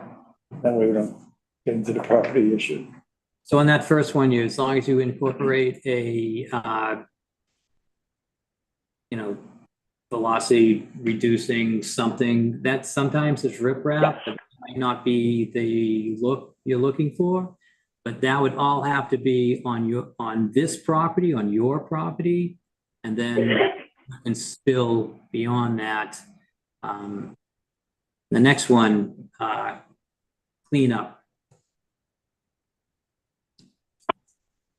Yeah, so we would be looking to clean up the wetlands area from all the brush and leaves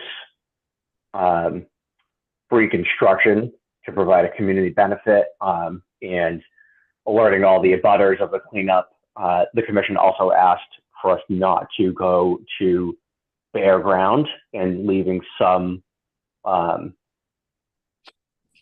level of leaf material on the floor. And have you talked to the owners of that property yet and got permission to do that? We've not reached out to them yet. I don't know if Amanda, have you? I mean, I haven't. I think they should not have any issue with it, given what they've actually done back there, not permitted.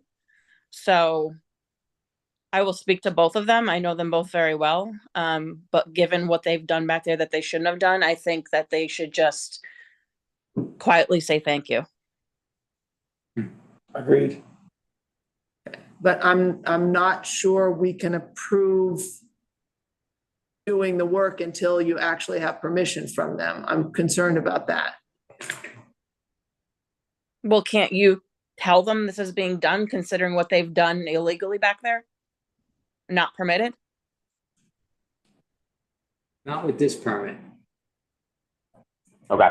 We would have to go after. So would you like me to go knock on their door right now and ask them? No, but because I don't want this project to stall because we're offering to help clean up someone else's mess, so that we can get our project for our family. I mean, that seems a little bit. Well, I thought you unrealistic. You were going to talk to your neighbors when we had our site visit on the 18th of December. So that was almost a month ago. So I thought that was a to-do list on your to-do list. I don't think that was clear. Okay. Yeah, I think that was a miscommunication. So we can definitely follow up with them this week. I can follow up with them tomorrow. I don't want this now be delayed until the 24th again. Got it.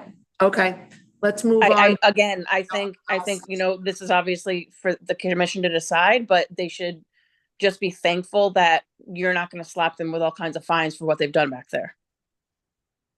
Amanda, is it possible not to do this verbally? I mean, you talk to them, but can either you prepare something that they sign or they send me an email that says we have no problem with the cleanup work on our property, and then I could add that to the file. That's fine. I can email both I don't think the direct neighbor, the Iapicas, have any of that property there, but I can definitely email the Angles and the Giorgios, who are the ones that have Okay. done there. Andrew has his hand up. Andrew? Yeah, on this point, I don't understand what it has to do with the application before us. This could happen, I mean, if they want to clean it up, fine, it's not their property. I'm not sure what it has to do with this application. I'd say I'd have to tend to agree. I think that we were doing this out of the kindness of who we are, so that we could get the project going and approved. We were just offering for the community and for the environment. I think it would be nice, but why do you think it needed to be done to get this project approved? I think it has nothing to do with this project that you're trying to do. It's totally separate. Yeah, so the applicant offered to do this work from the start. We met when we were out there on site. They reiterated that offer and we defined a line. I think we're at a point now where they're going to be requesting work beyond the 35-foot line, and they're going to have to propose some sort of benefits. And it's not required that the benefit is on their property. So I hope that loops this work into this permit. Okay, so the next thing on the list is that you're gonna figure out the 25-foot no-build zone by measuring from the house and putting in flags because the wetland flags aren't there anymore. So you're basing it on the flags on the plan that were done in 2008, correct? Correct. All right, that makes sense. And Donald also let me know that he does have a full-size plan. The scale is correct on, so they can make those measurements. Okay, all right. Anybody have a problem with that, or can we move on?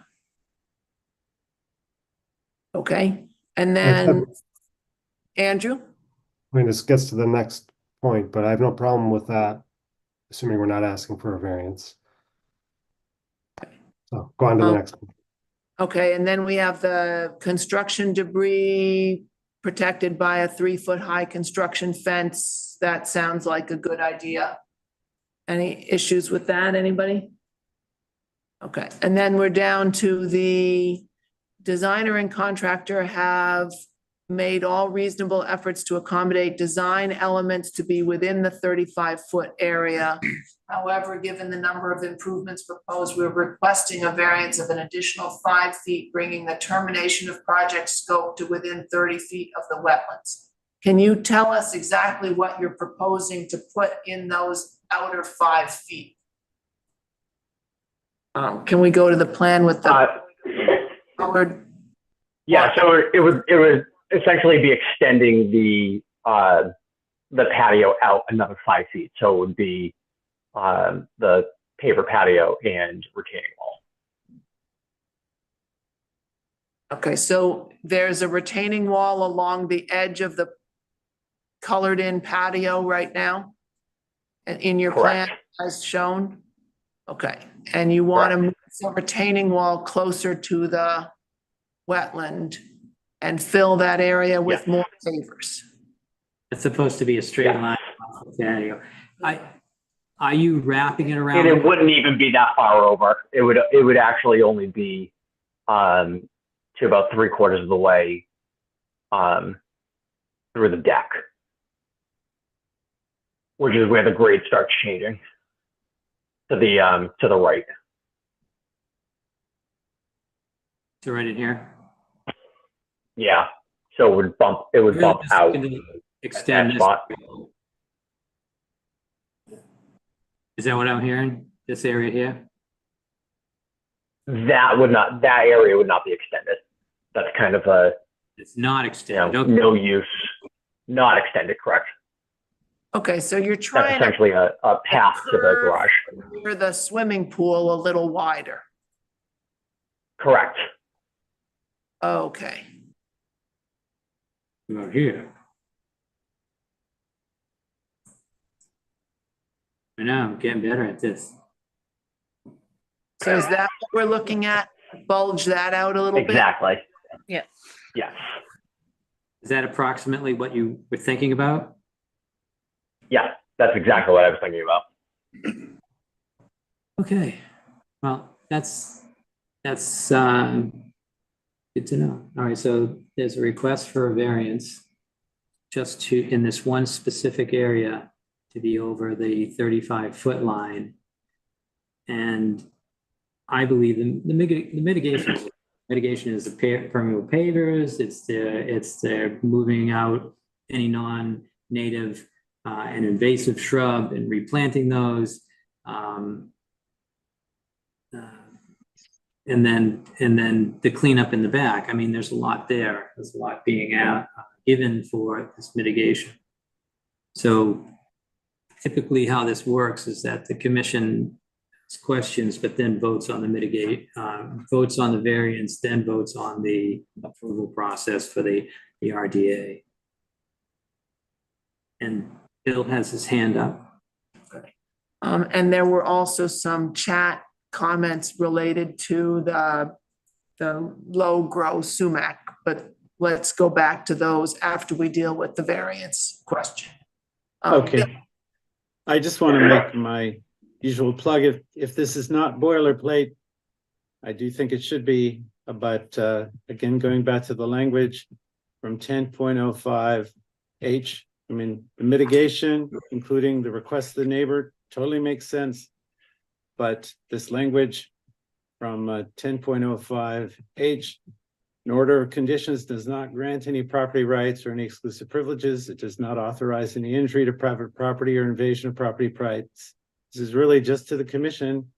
I think you'd be well advised to just have this as standard language whenever an applicant proposes to do something on another property. Even if they get written permission, it's making it clear what the commission is not doing. So just putting it out there. Thanks. Okay, Bill, run that by me one more time. The language is exactly this. An order of conditions does not grant any property rights or any exclusive privileges, semicolon. It does not authorize any injury to private property or invasion of property rights. That, of course, is why you asked the neighbor for permission. I think Chuck mentioned getting something in writing is even better. That's right. And having boilerplate like this in these kinds of situations, which the commission has seen before, is just a good idea. It reminds everybody this is supposed to be cooperative and friendly and so forth. But we want you to understand the commission is not asking you on behalf of the town to do these things. That's Right. all I'm suggesting. Sorry to interrupt you. Right. And again, listen, we don't have to take care of, if you don't want us to, we're totally. No. We actually think it's great that you want to do this for all the reasons, for example, Chuck was saying, when an applicant does this, because you've asked for a variance, you say, here's what we're going to offer you. And that's terrific. We just want to make it clear that we're not asking you to do anything which would create problems for you down the line. Oh, I see. Yep. Okay. I thought, okay. No, we just want to make clear what we're not asking you to do. We're not trying to put you at risk. You're not trying to put us. I understand now. Yep. I understand. Yep. We're not trying to put you at risk. That's right. I thought you were concerned about no. legality with the neighbors. Yeah, I'm sorry. I didn't mean to give you. No, it's okay. Yeah. Got it. Understood. Thank you. Yes. Thank you. All right. If we were to grant this variance, I'm concerned that we need a hard number of or how far along this edge are we allowing this extra invasion into the 35-foot zone, just so that we, is it 20 feet? Is it 15 feet? He's asking for 5. Right, but the other direction. right? The Yeah, length so- Narrowing down or to the see width of it. Yeah. what's The the length. total, yeah, some sort of parameter so that we know what, because we don't have a plan in front of us with that new shape. So I want some definition for that new shape. It's 5 feet at the widest, and its length is no more than 25 feet, because that's the width of the deck. Is that approximately what we're talking about? Approximately, yes. And I believe that at my first plan iteration might have that measurement on it. Give me 1 second. I can try and find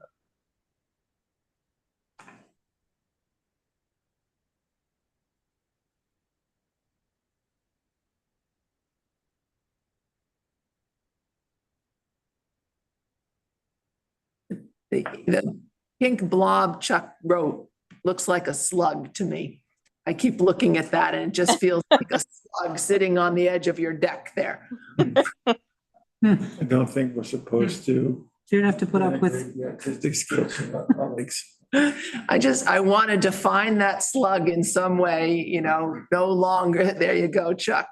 No longer than 25 feet and no wider than 5 feet, something like that. Okay.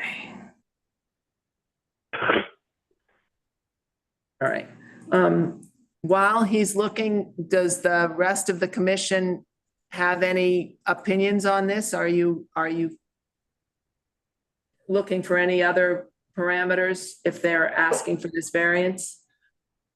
So I have one other comment, not variant associated, but going back to the permeable pavers, we learned the hard way. Donald, you need to give them some written guidance for the maintenance of permeable pavers, or they lose their properties. So something from your data sheets from the company that they can then use to keep the water flowing through. Sure. Yep. So we have that documentation from the manufacturer Yep. of both the paver system and the jointing material that goes in between the pavers. That's good. Unfortunately, we have seen them clogged. Right. So yeah, absolutely. And that usually comes down to what the jointing material is. So did you find a plan that you can put up if Chuck stops sharing or not? yes. I'm just gonna throw the measurement on it real quick. Okay, while you do that, Andrew? Yeah, the only other question for me is there's the 10-foot zone of natural vegetation, which is currently just turf.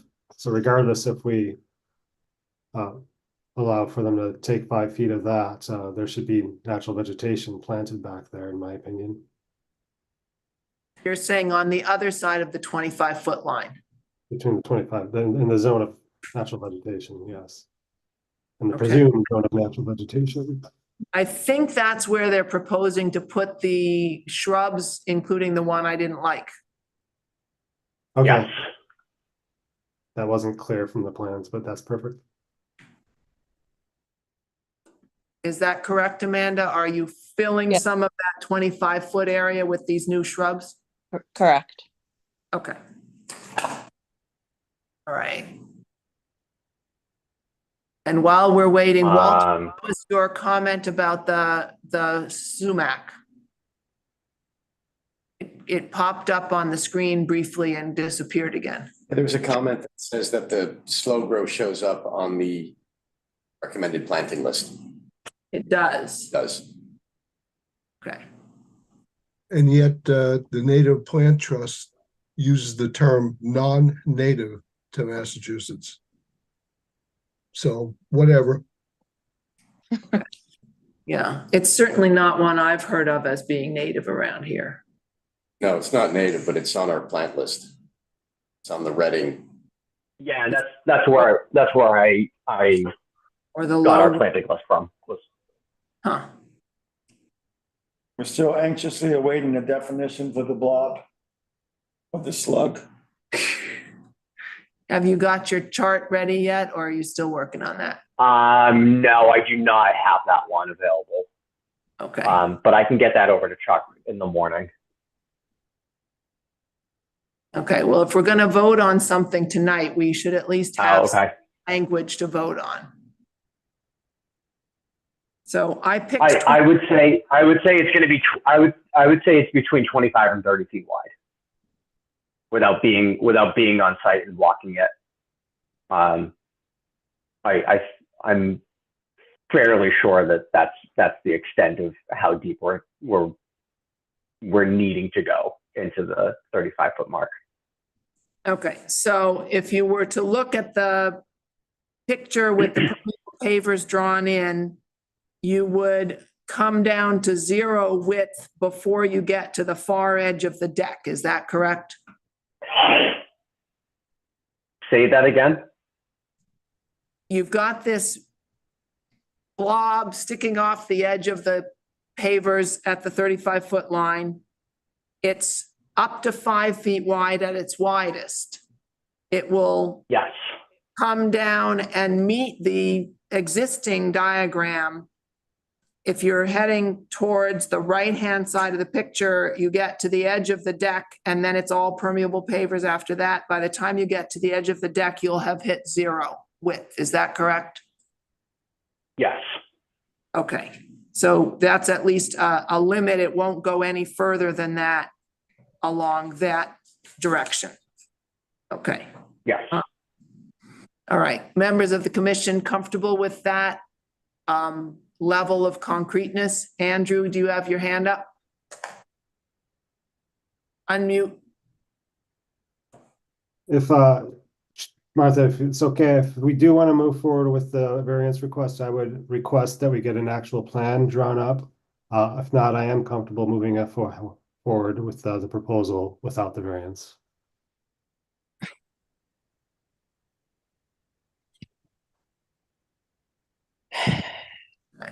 And Amanda, I know you were anxious to get this approved tonight and not have to come back again. Correct. Okay. I mean, so you Andrew, you're not comfortable taking our word for it? Sorry, we don't do variances very often. They're not like a typical thing, so no, it's not usually how we work, in my opinion.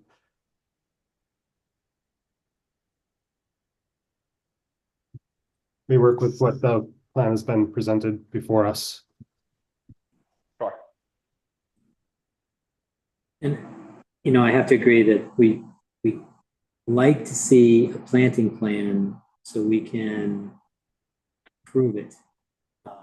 So I have a list anyways, just to, and this had nothing to do with like extending this or not, but we would like an operation and maintenance plan for the homeowners to receive, for the conservation to receive, and as for the pavers, the permeable pavers. So add 10.05H to the determination, new plan with updates and plantings. So for those new areas where it was extended, where you're going to remove the shrubs and you're going to put in native shrubs and what they are. And the homeowner will get reach out to the neighbors and get written permission to do the work in that back area. So that's my list at this point.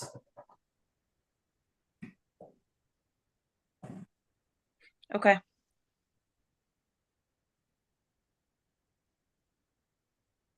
So, and then just to go over why it's important to have plans, it's because, you know, when we talk about it at the meeting and it's not in a plan or it's not written down, when we get out to the site and things are completed, it's hard to talk about what our perception was about the discussion. So having it on a plan is very helpful to me. I have to review these projects, and I always ask for at least updated plans in some form before you at least hand out the order or the determination, whatever we're gonna do. And it also protects the applicant from the board misremembering something. Yeah. That's reasonable. I'm new to this process, so obviously I don't know how all this stuff works. Although I will say I have learned a lot in the last 2 meetings listening to everybody else. We may have an opening, you know, we can always. It seems like you're a night owl anyways, maybe that will give you something to do. All right. Okay. I don't know, I think the other applicant is does the late enough nights for the town. Yeah, they're still here. So, okay, what's the next step? So we have this list. It looks like we're all talked out. We have this Okay, list. so I think there's enough on that list that it makes sense to continue. Sure. If you chose not to go for the variance, I think we still want the other things like the planting plan and the operation and maintenance and the signature of the, So continue. This is it might make sense to continue. Can I just clarify and close the loop on one thing? Can you just confirm with me exactly what you would like me to do regarding asking the neighbors? Do you want that typed up, written, signed? Do you want it emailed? Do you want it verbal? Actually, I don't really think I'm comfortable with verbal, but how would you prefer that communication to be? The top shelf would be written up and they sign it and then you pass that in paperwork. But Can we they all sign it on the same paper? Or do you want me to do like each separate neighbor? as long as you put their, as long as they write their name and you have their address under it. Okay. Any other questions? Donald, I think that's it for me. Donald, do you have any other questions? No. Okay. This is Brian, I'll make a motion to continue 71 Tennyson to January 24th. Walter Talbot seconds that motion. Tony Rotalakis. Oh, sorry, Andrew Driven. Sorry, Walter. Bill McCants in favor. Walter Talbot in favor. Tony Rotalakis in favor. Brian Bowe in favor. Martha Moore in favor. Okay, moved by Brian, seconded by Walter, 600 to continue to January 24th. And we closed a couple of hearings, so you'll be a little early in the evening. Yay. I'm working All on right. it. Thank you all for your time and for your considerations, and we will see you on the 24th and have a great weekend. Good night. Good night. Thanks, everyone. Okay. All right. All right. The last hearing of the evening is 246, 248 Walnut Street. We're starting it at 10:55. Okay. Open the hearing on a notice of intent filed by Stella Construction pursuant to Massachusetts General Law, Chapter 131, Section 40, the Wetlands Protection Act, and or the Reading Wetland Protection Bylaw, Section 7.1. The applicant is proposing construction of a 2-lot subdivision with an associated 150-foot paved private way partially within the riverfront area and buffer zone associated with a bordering vegetated wetland. The application and plans can be viewed during regular business hours at the Town Hall Conservation Office, 16 Lowell Street, Reading, Mass. 01867, and on the Conservation Division page under the project by year, Assessors Map 3, Lot 19, DEP file number 270-0781. All right, welcome, Jeffrey. Welcome, everybody. This is pretty late, so I will, how much time do I have, by the way? It's 8 minutes of 11. Just be brief. I'll try to be as quick as I can. I do this for a living, so let's see how I could do. All right, 246 Walnut Street. You just read the notice. Map 3, parcel 19, 2.02 acres in the single family zone, 20,000 square feet, 12,000 square feet upland. We have municipal water and sewer.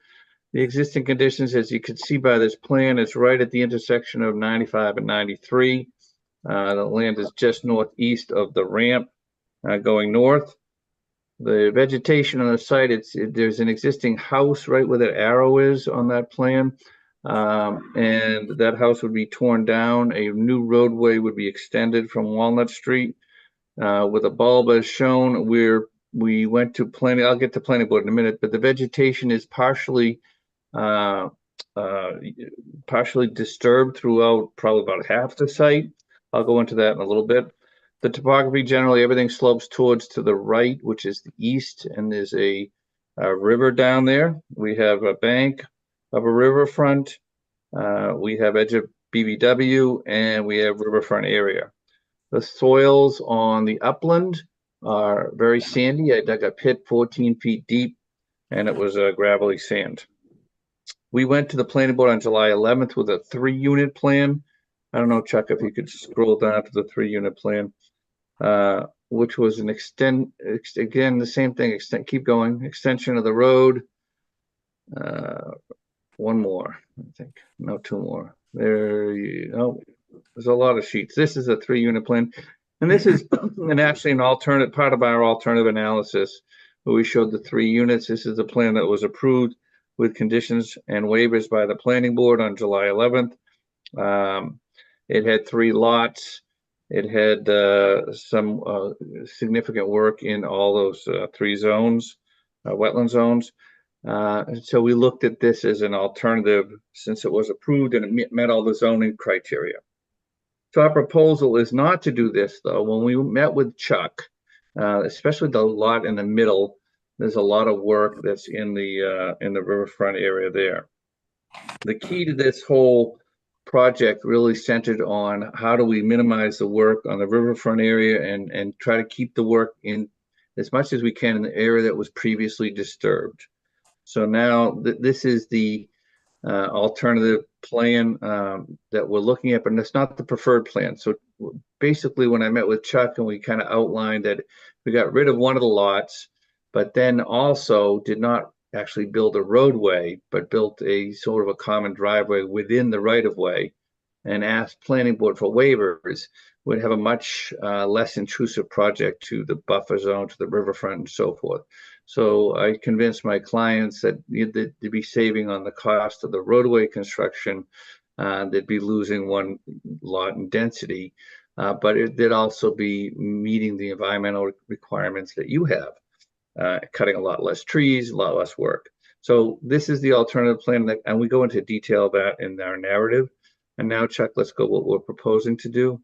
So you want to scroll up a bunch. That's probably the best plan right there. There's various plans trying to show different things, but this kind of shows everything. So this is the roadway coming off Walnut Street, is off to the left there. We're coming in with a 20-foot wide, like I said, sort of a common driveway. It's actually a private roadway within the right of way, and then branching into a Y.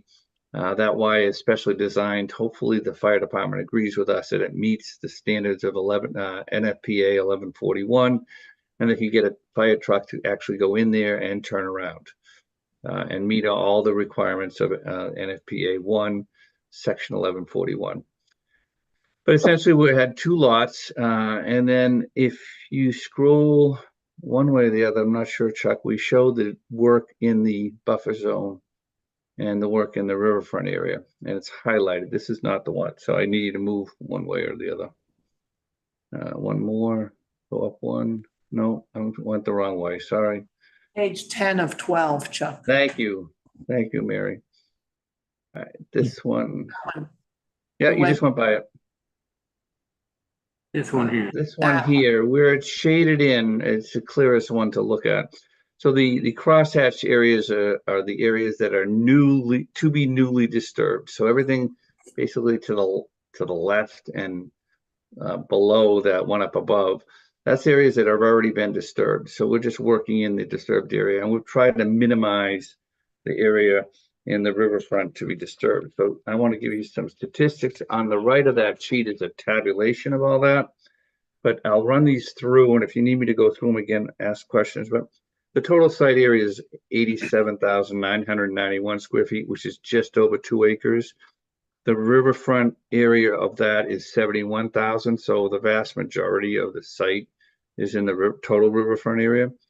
The total disturbed area under the 3-lot plan is about 51,000 square feet, and the 2-lot plan is only 31,000 square feet, so less than half of the total site would be disturbed. Now, the key stuff for you is total area in the riverfront.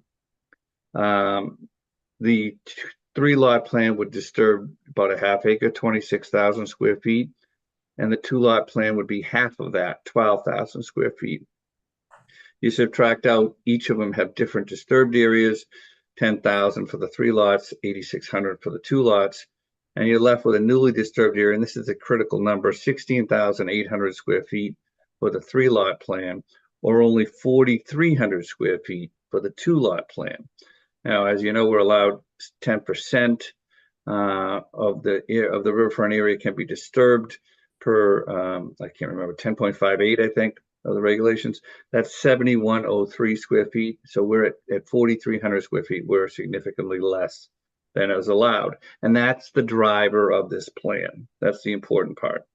Additionally, the 3-lot plan has 11,000 square feet of impervious area. The 2-lot plan has half of that, 4,900. And then the 3-lot plan would be clearing 46 trees in the area, and the 2-lot plan would only be 20 trees.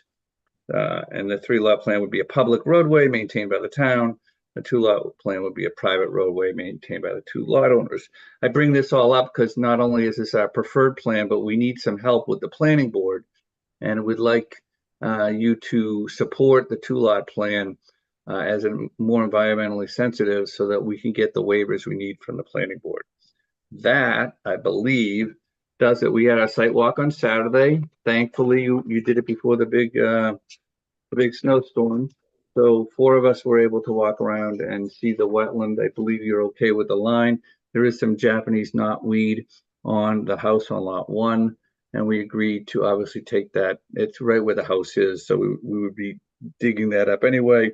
So I think you would want to put a condition in there that we remove that, and we have no problem with that. And I did that all in 8 minutes, so hopefully you'll appreciate that. Thank you so much. Brian? One question. Okay. So my question is, you were basing your plan on your citing section 1058.4, which is the general performance standards. I'm wondering if you could explain why you're not citing 1058.5, which is redevelopment.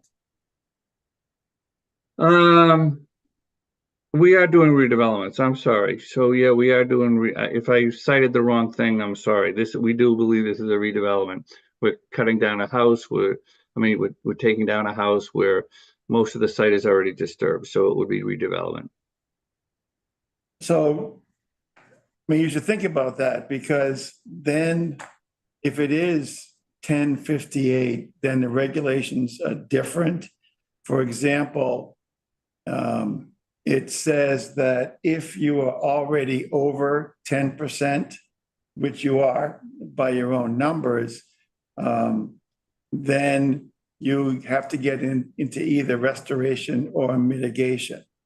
Are you familiar with 1058.5? I don't think I am as much as you are, obviously. I believe, though, that we're under 10%. That's what we're proposing to do.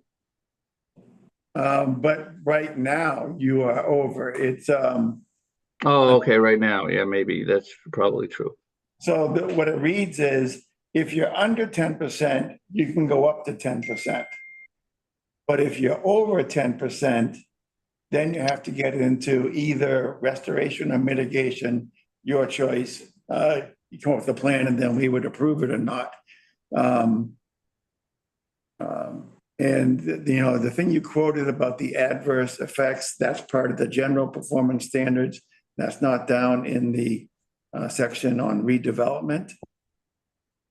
So given that you've based your plan on a different section of the regulations, I think you have some rethinking to do. Okay, you got me late at night and I don't have any of that stuff with me. The regulations are not, I'm at my house, not at my office, so. Yeah, that's fine. I mean, I waited till late at night on purpose so I could catch you. Yeah.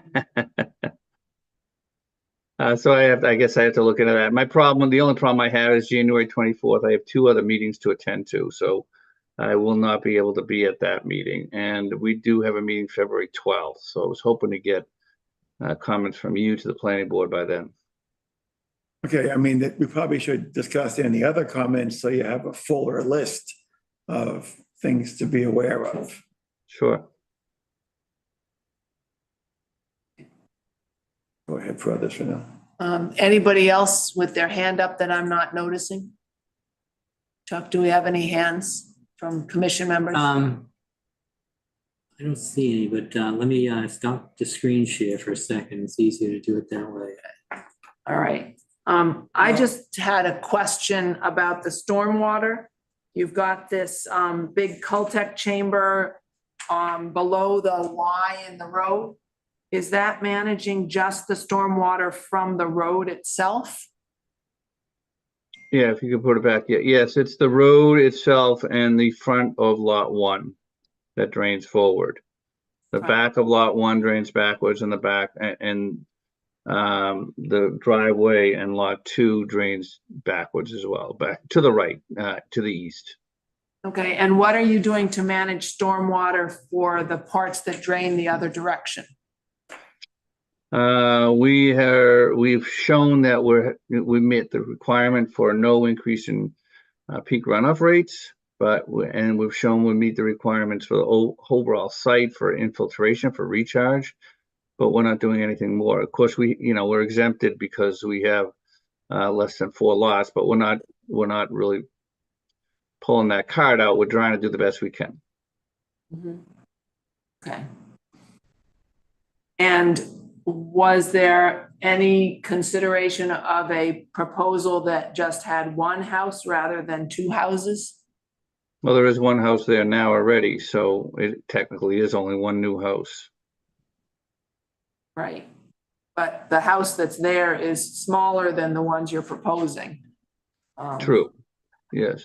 Now well, it's an economic thing. I mean, I didn't get into the economic part of the alternative analysis, but yeah, I could if you needed to. The new owners paid, I don't know, $650 for the house, something like that. So I don't think it works with 1 house economically. Okay. All right. And it looks like no construction, no buildings are going within the 35-foot zone of the wetland line. You've very carefully made that corner of the proposed house on lot 2 at 35.5 feet. So you're not doing any sort of wetland replication. There's no place where you're moving wetlands from one place to another. You're just building in upland that's away from the wetland line at least 35 feet. Is that correct? That is correct. Correct. Yes. Okay. And that's intentional. It's kind of like you set the rules and we go to them. In one instance, we're going right to the limit, but yeah, you're right. You set the rules and we're trying to meet them. Correct. okay. On the plan that we're looking at here, it has existing limit of disturbance marked, and the lot 1 house is pretty much all within that existing limit of disturbance. But where is your limit of work going to be for this project? Where would your erosion control line be? Right at the edge of it's shown there. If you zoomed up, there's a line with an X on it all the way around the whole limit of disturbance. Okay, so the row of X's is your erosion control. Correct. Okay. Proposed filter sock erosion control. Okay.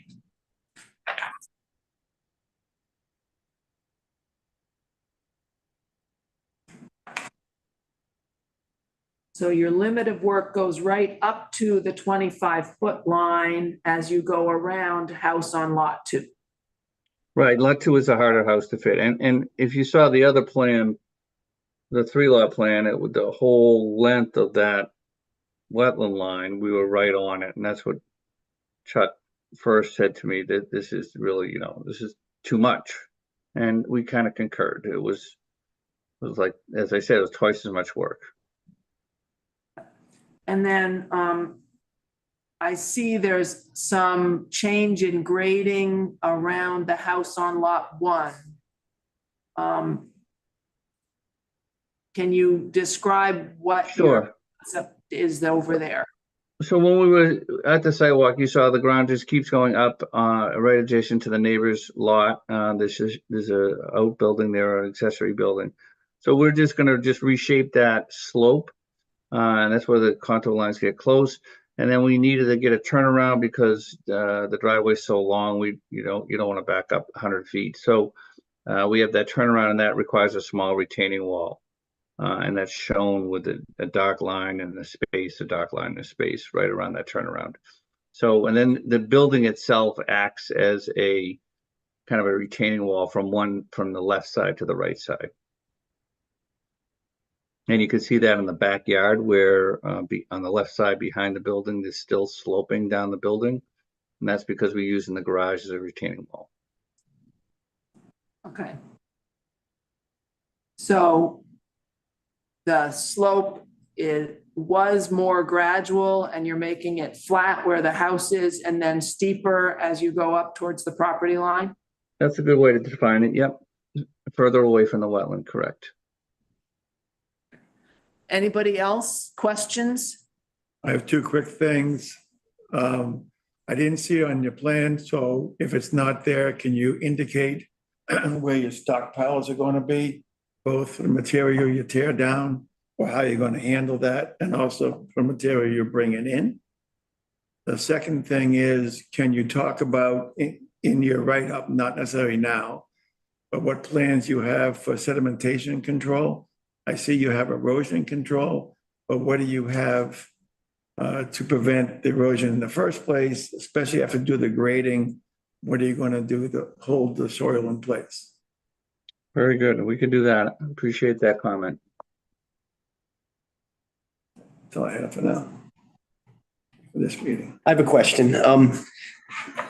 Especially on lot 2, at the edge of the proposed house, you're going up to 35.5 feet, which is, wait for Chuck to catch up, which is the edge of the no-build zone. And then there's the 25-foot zone of natural vegetation. What's happening in that 10 feet between the edge of the house and the zone of natural vegetation? I know you're not building there, but will that be cleared for lawn? Will that be left as? Yeah. As you know, when you build a house, though you don't absolutely have to get on all sides because they do stuff in Boston that way, or in the cities. But generally, you have to walk around the building and pour foundations and so forth. So that's really what it's for, is to get so that the painter can paint it and you could side it and you put the pump jacks down there. There's going to be some disturbance there, but it's not intended to be. And there's a slope on that side of the house all the way down to that corner. So then when you're done, will that be revegetated? Yes, of course. It would be lawn. Yep. So it's going to be lawn. Okay. Yep. It's to give them room to build the facility, to build a house. Okay, Chuck, do you have any comments? I don't have any comments, but the first comment that we were talking about, I think Brian mentioned it, if you've in the redevelopment, whether you meant the 10% and what the mitigation you proposed.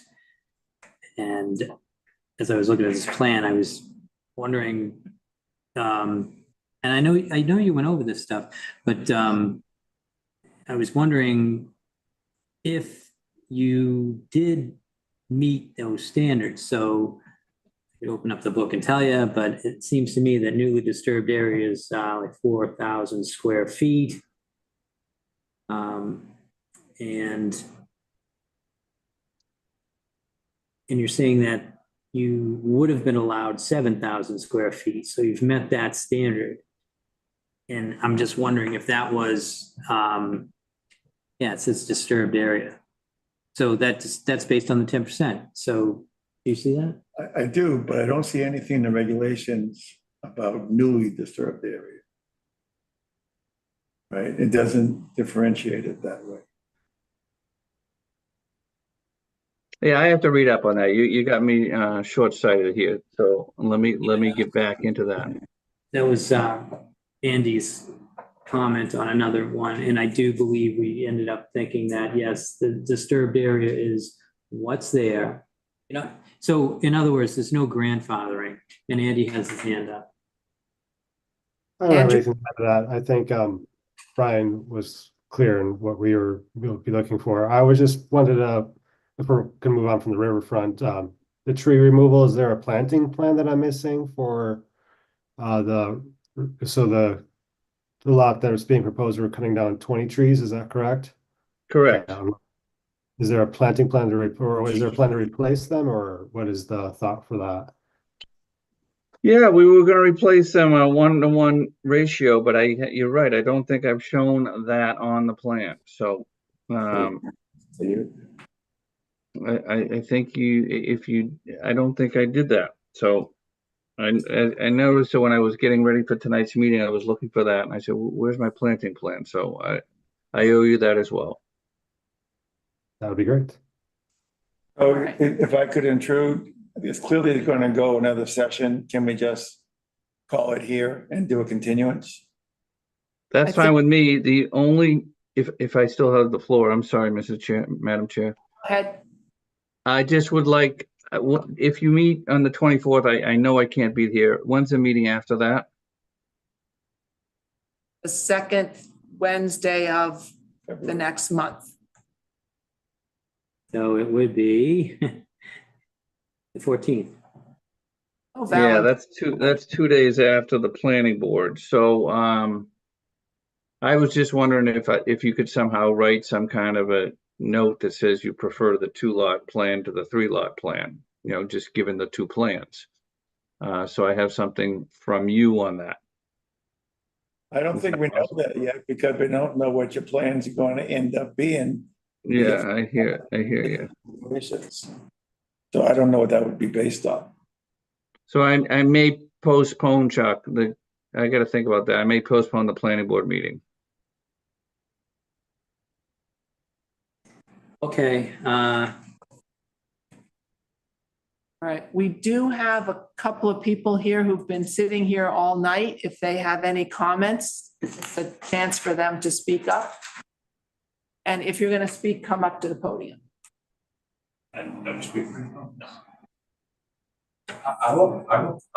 to. My name's John, by the way, we're family. Well, come on right up front before you start talking. See if I could clarify the question. I think the biggest one, if I can understand it from them, and bear with them, they're not into all this stuff. Behind the house, you went there, you saw it, you walked it. There's a slope. I've been there myself for barbecues. I looked down, I could see 4 feet. If the applicant could just tell us, what's that going to look like after they're done? It's hard looking at plans when you don't look at plans for a living. They're trying to just figure out what's going to happen to that slope. That's the biggest concern I think they have. We do know there's going to be a retaining wall near the hammerhead. And I think it's up on lot 1. So we know that's going to get toyed with, but is there anything else going to get disturbed on that back line? Okay, if Chuck, can you move to the plan over a little bit to the left? Sure thing. And can you just say you said your first name is John? John, last name's Morella. Okay. It's right over here. We're just looking at, I can point. I think what we're talking about is right here. This line right here, going right down here. We can see there's going to be some disturbance here with that retaining wall. The applicant just talked about, this is going to be a little bit steeper, but looking at that rest of that wall, is that going to be the way it is now? Is it going to be just flat that way? Yeah, so the answer to the question, the way the plan is now is that there is a slope there now, probably a 3 or a 4-to-1 slope, and that's going to turn into a 2-to-1 slope in that area from the property line down to the foundation. on the side, and on the rear, it's gonna go about another 15 feet down the foundation. And you can see that on the plan before the deck. The slope will stop before you get to the deck. And then it's a full walkout basement there. So basically, like a normal walkout on the side of the building, it slopes down. This is just going to slope at the rear of the building. So you'll see 1, 2, 3, 4. You'll see 7 feet drop between the property line and the edge of the building over about 20 feet. So it's about 3 to 1, little less than 3 to 1. Can I put that into layman's language? Is that, so what you're saying is then right there, as I'm looking at it right now, it's about 4 feet. You're saying it's going to go to 7. Correct. That's one way of looking at it. And the slope is very similar to what you would see on the edge of 495. Although in the middle of 495, when you look at those slopes that go in the between the two lanes, I mean the two travel ways, north and south or east and west, that slope in the middle is a 3 to 1 slope. Yeah, that making some sense to you, Paul? It does. I guess I should. 3 to 1 means 3 horizontal to 1 vertical. Okay, I'm Paul Frazier, I'm property owner of 236 Walnut Street, the one that's most affected by this entire project. I'm looking right at this hammerhead coming in on lot 1. It looks like it's coming pretty close to the property line. My question is, I see absolutely no stakes out there showing where the property line is. So right now, I am about 4 feet higher than the land down there. Are you coming into my 4 feet up into that flat area where I have right now that I have been clearing? No, it looks like you've been clearing your land. I don't remember seeing any encroachment. So no, we would not be going onto your property. That's one of my major concerns. Like I said, I have seen no surveying. I've seen absolutely no marks of where your property line and my property line from a surveyor is there. Yep, well, we've surveyed it, and they will survey it before they start any construction, of course. Yeah. That's one of my biggest concern at the moment. And of course, I'm going to miss the wildlife that I see all the time in my yard. Thank you. Thank you. Chuck, do we need to confirm that the proposed work is within the property line? Do we need to get that staked? No. Before the work starts? So we just, so late. So they have to apply for and receive all other applicable permits for this project, and we're not giving them any permission to work on anyone else's property. Well, one of the questions on the NOI form is, do you own the property? Right? And the answer is yes. And if there's a question as to where the limit of work is, it would certainly help just to have that staked out to demonstrate that. Yeah, I was looking at this and just wondering if that section is even within our jurisdiction. I was trying to figure out where the 200-foot riverfront is going. I guess I see something over here, but I see the disturbed area, and it draws a line over to within the riverfront, right at the top. Just trying to understand those lines. I think the question is, do you own the property, not do you own the work? Do you own the riverfront area? There will be no work on anybody else's property. That's what we're saying. And you don't have to, it will be staked out before anyway. That's required by the planning board. So I think what Chuck is saying is that as far as he's worried about, I also agree in this particular area, we're outside your jurisdiction, but that's not my point. That's the point I'm trying to make, is it will be staked out prior to construction. I think it's in our jurisdiction because the question on the notice of intent form asks if the applicant owns the property. That's on our form. state reg. And the applicant does own the property, yes, he owns it. Okay, and I did find the 200-foot riparian line, and it's that straight line with boxes that goes right diagonally through the house on lot 1. Right. So it pretty much meets the property line near where the shed is on the next door neighboring property. Shall we continue? Yeah, can we move to Yeah. continue? Yeah. Right, this is Tony. I move to continue the hearing to February 14th.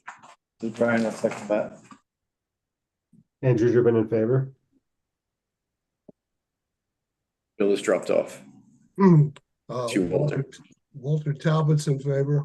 Tony Rotalakis in favor. Brian Bowe in favor. Martha Moore in favor. So that was 5-0-0 because we have no bill anymore. Yes. Yep. Okay. All right. Okay, thank you. Thank you. Thanks for sticking it out. Yeah, got it. Getting used to these late ones. I'm not. Yeah. Okay. The second one. All right. Good night. Good night. All right. We don't have much business left. Meadowbrook access easement vote. We all got a chance to read the documents. Brian has a proposal for us.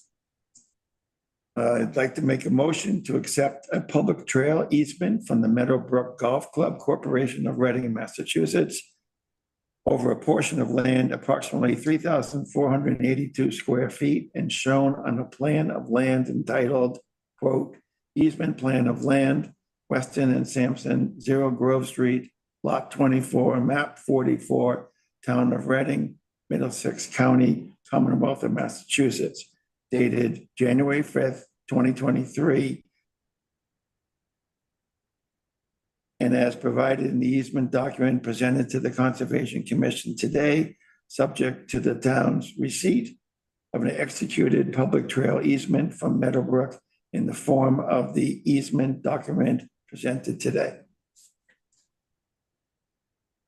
Can I get a second? Please.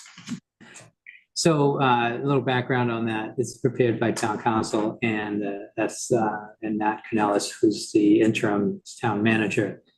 And this is what they want us to use as a motion and along with the select board when they do this next week. Anybody willing to second? Walter Talbot will second. Any discussion? What's up with the 87 years? The date that this, this is an 87-year easement that we're signing off on? Am I reading that right? There was details in the paperwork that you haven't signed yet, but that I think Chuck sent us all the documentation. Yeah, I'm just reading it. I mean, I'm just trying to understand what the numbers are, but okay. It's fine. I'm in favor. Walter? Walter Talbot's in favor. Tony Rotalakis in favor. Brian Bowe in favor. Martha Moore in favor. Okay, we approved it 5-0-0. Brian made the motion, Walter seconded. Okay. Oh. Out of time. Out of time for what? Mostly anything else. Right.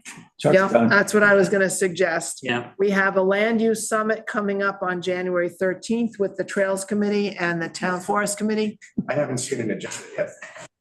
Yeah, I'll extend it out tomorrow. Yeah, actually, I think I might have, sorry, but yeah, well, it's me holding this up. Hold on. I think I My acquaintances on the Forest Committee haven't seen an agenda either. what's that?